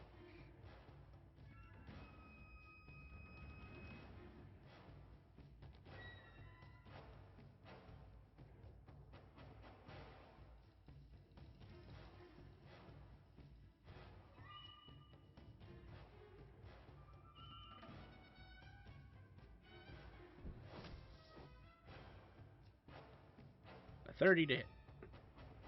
Ah, my newfound vigor lost. It hits. Fortunately for you, it was not a force spell. Well, I guess unfortunately in this case, so he can't use Elemental Expert on it. So that will do. He's gonna also burn a meta magic to empower the spell. Because why not?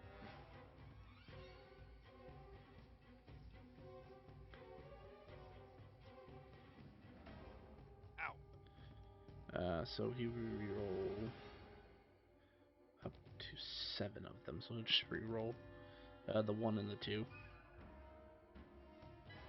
How much more am I taking? 6 more. And the next attack on you has at advantage. That is the end of his turn. Veer, what is your restraint round?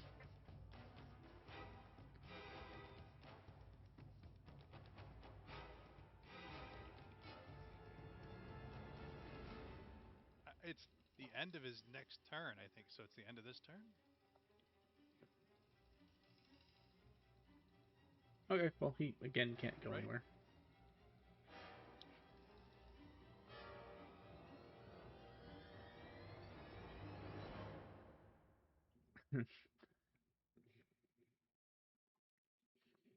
His turn.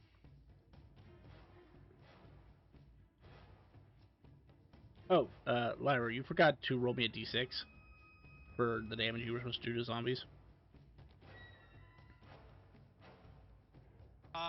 No, I did that before I teleported away.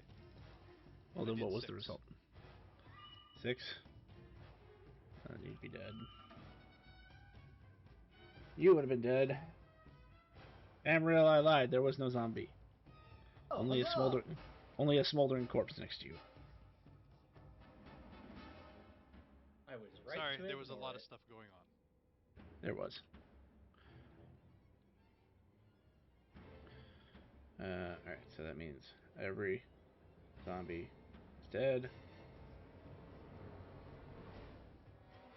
Again, they're just following orders.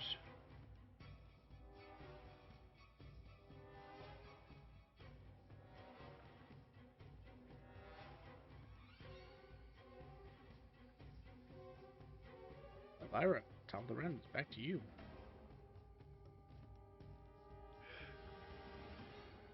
I limp.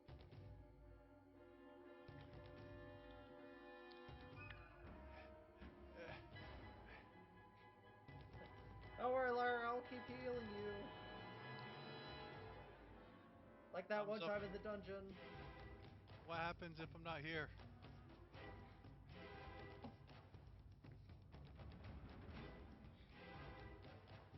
My plan involves me not being here. Okay.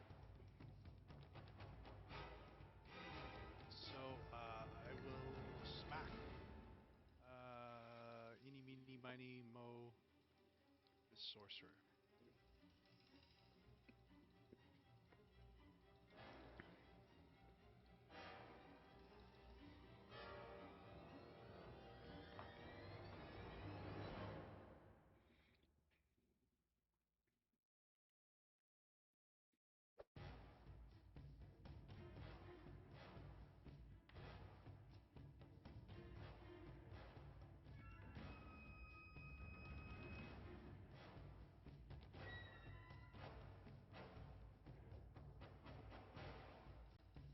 That'll hit.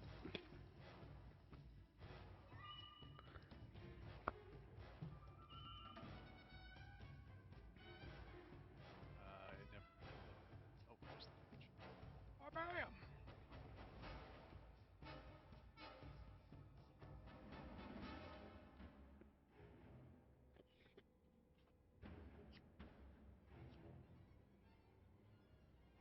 I will end turn.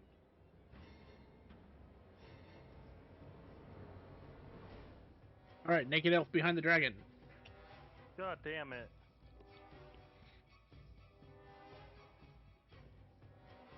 Step in unison. And I shoot the mage. Okay.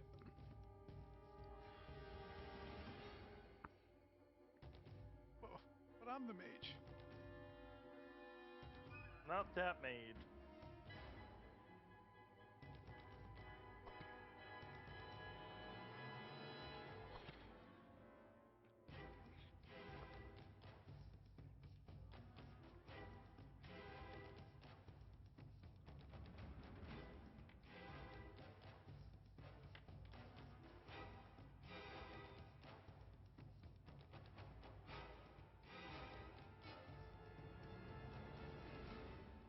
Go fire again.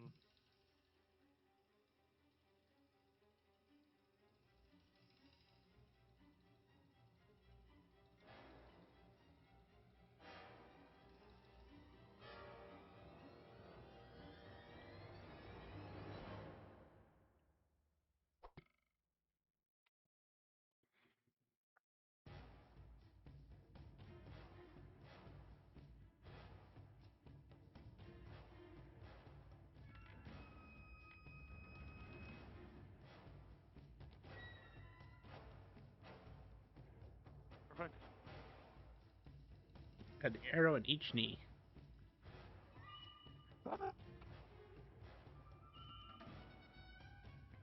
When Sif ends her turn, I'm going to pull strands from all the people from a different world and ask them to make a save.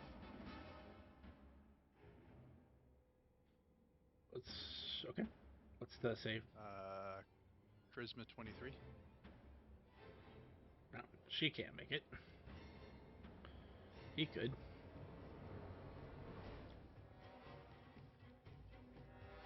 And it's everyone within 20 feet of me, and I think that would be all of them.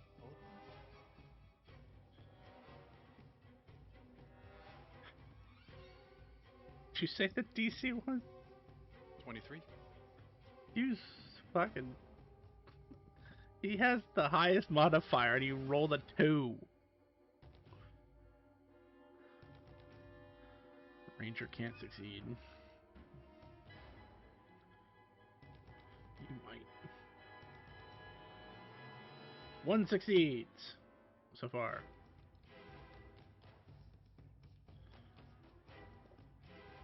Doubtful, but she could.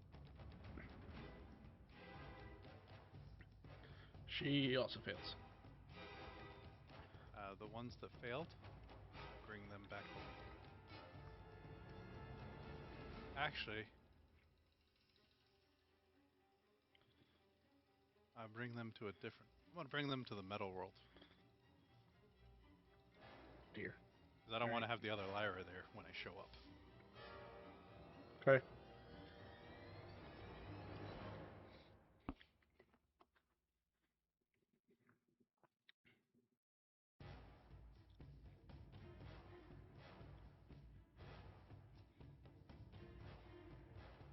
I assume that means Spirit can continue with his turn.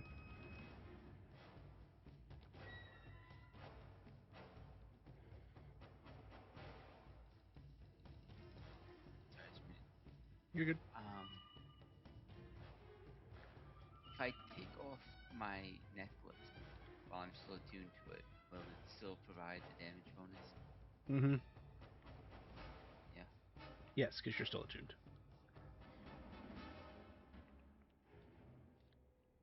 Oh, okay. I have some. How far away?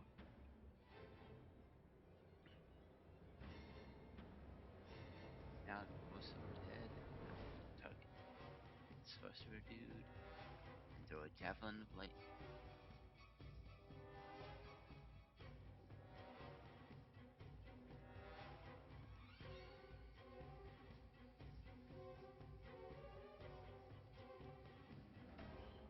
How am I hitting Lyra?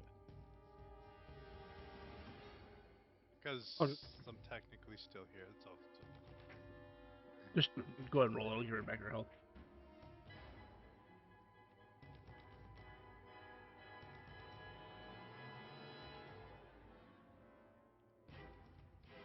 I'll do it reckless.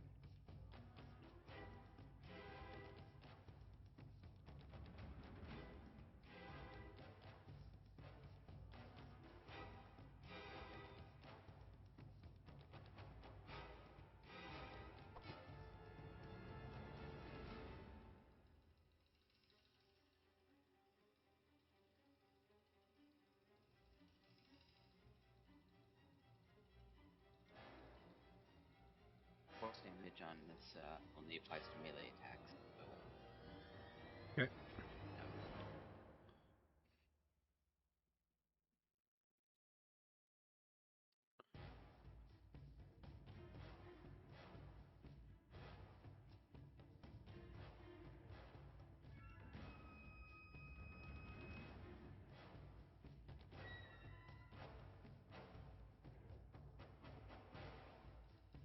All right. Anything else?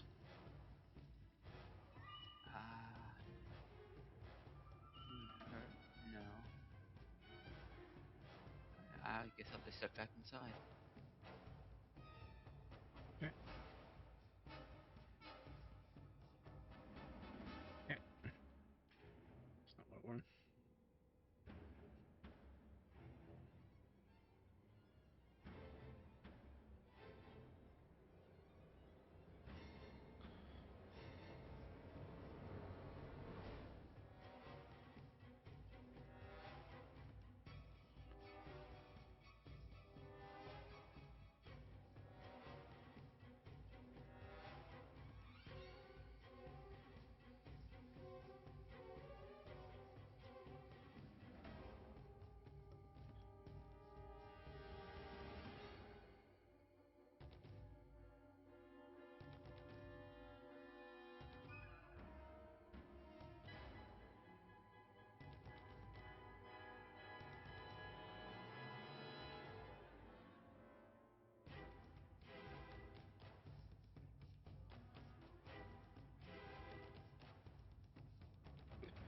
The sorcerer just starts running into the place.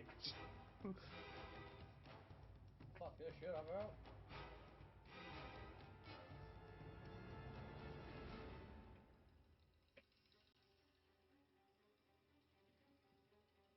And it is at this point that we're at time for the moment, so we will go ahead and call it mid-fight here, and we will finish up this fight next week. Because it might still take a little longer.